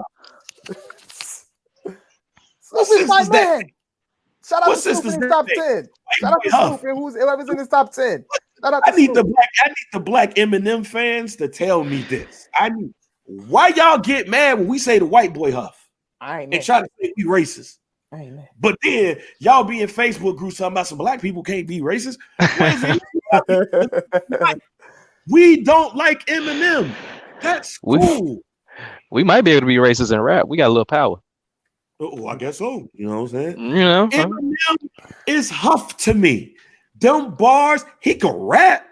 He can rap. If Eminem walked up in and just freestyle, he gonna get off. But when it comes to actually making a song, I want to hear that motherfucking shit. I want to hear none of that shit. Like he rapping, but I don't want it. That shit don't move me. Then here comes somebody. Well, you was like, also you just want to hear people selling drugs all the time. You know what? Yep. Yeah, yes. I want drug dealing infused raps then, if that's the case. Oh, you just want you just want black on black crime. You know what? I guess so. If that's how you want to, that's how I'm gonna start hitting niggas with all these excuses y'all give me with Eminem. Well, if it was niggas shooting niggas in the rap, I guess you like that too. You know what? Yeah. I don't like white on right crime rap. I don't like white on rap. I don't like that. White on white crime. I don't like that. I don't want to hear that in my raps. It's all good.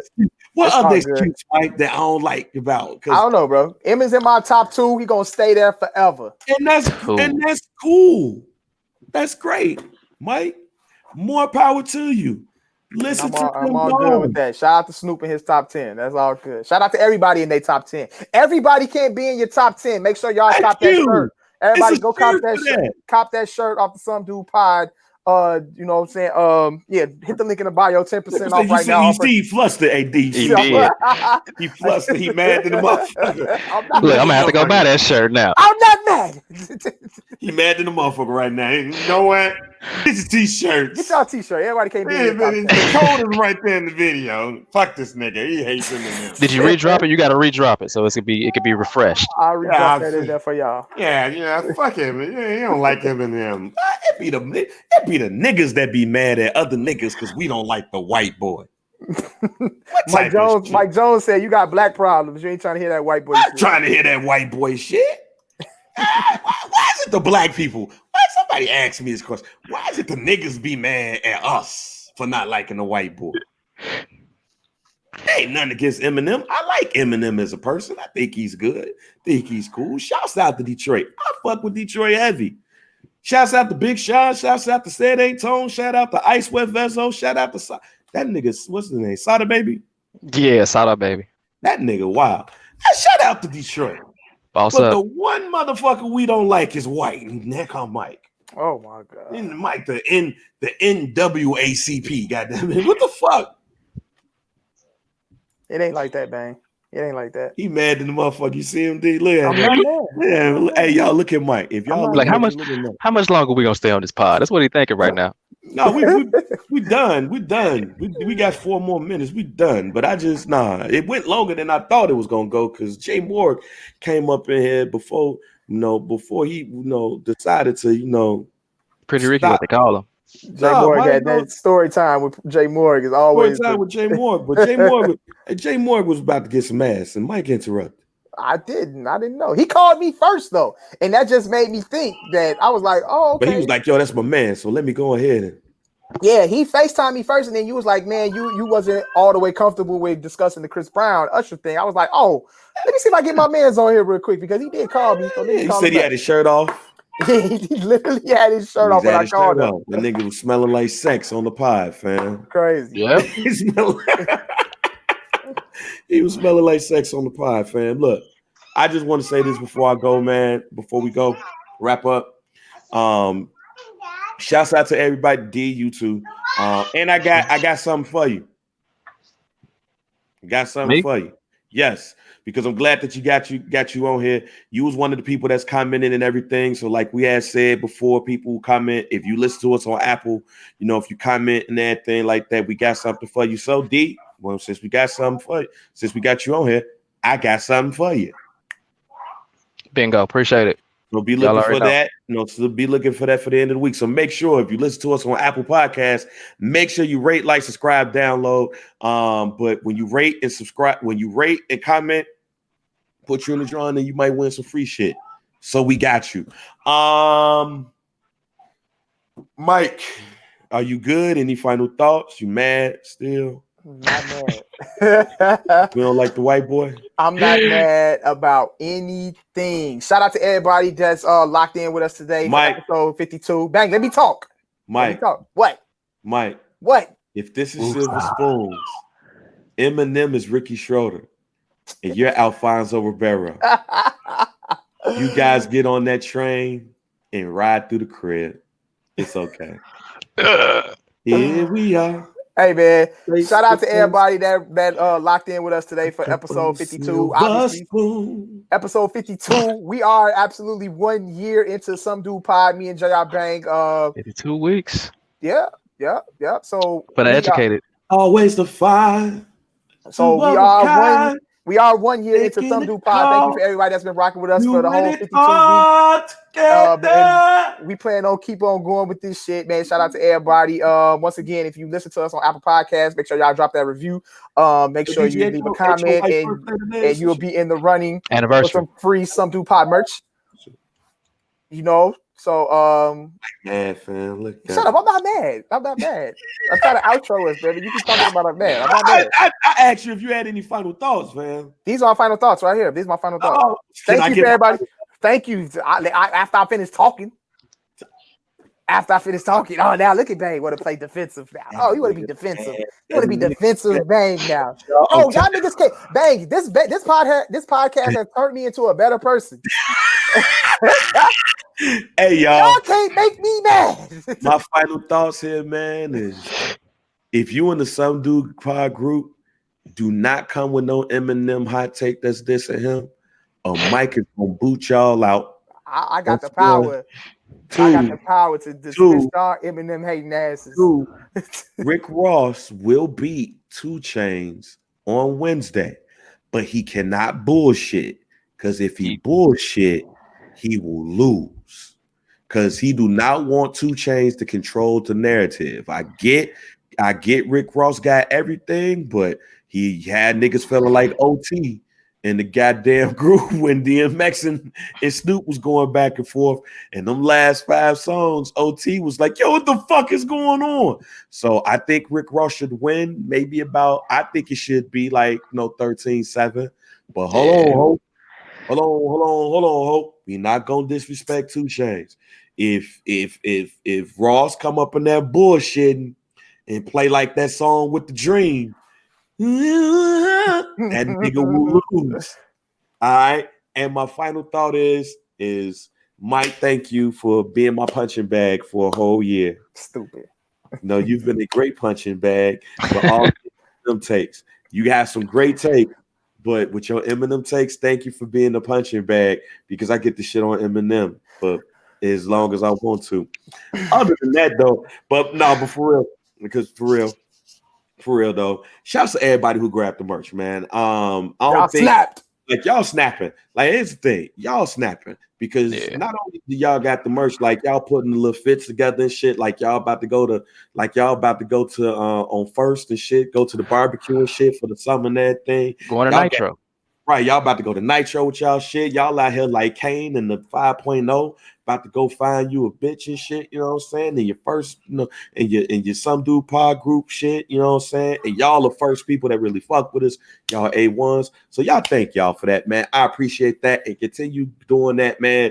Pass it on. I get people telling me all the time how they starting to really love the pod, how we be podding and everything. So it's really catching on, but we can only continue with y'all help, y'all support. So pass along. If y'all think y'all heard some shit that's dope, man, pass it on. It don't take much to share. It don't take much to hit the like button. It don't take the comment or to like or rate something. And you ain't got to give us 5s.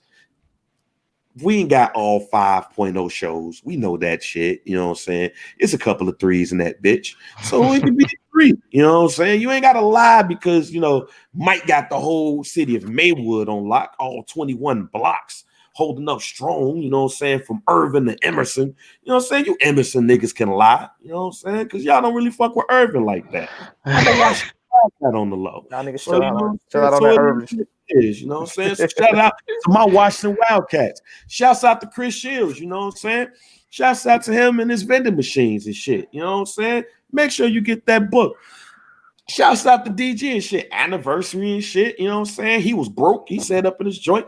Thank you for scooping up a broke boy. You know what I'm saying? On the real. He wasn't doing shit with his life. I know he wasn't. I saw him. He's 27 years old. I'll say he wasn't doing shit. And Mike, shouts out to you because you like white rappers and get mad when I don't like one. You know what I'm saying? But tell me.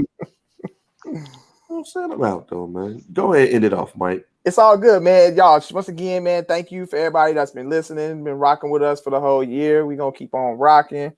Yeah, man. And I think that's it. That's all I got, bro. I'm good. Eminem is top 2. Everybody can't be in your top 10, though. But that's all good with me, though. So however y'all want to do it. DG, thank you, bro. Thank you for chopping it up with us. For sure. Man, y'all know y'all always throw me on here when y'all hop on live because I'm gonna be on here the whole time. So it's whatever. Absolutely. I think we good though, bang. All right, man. So we gonna holler at y'all. Peace. Yep.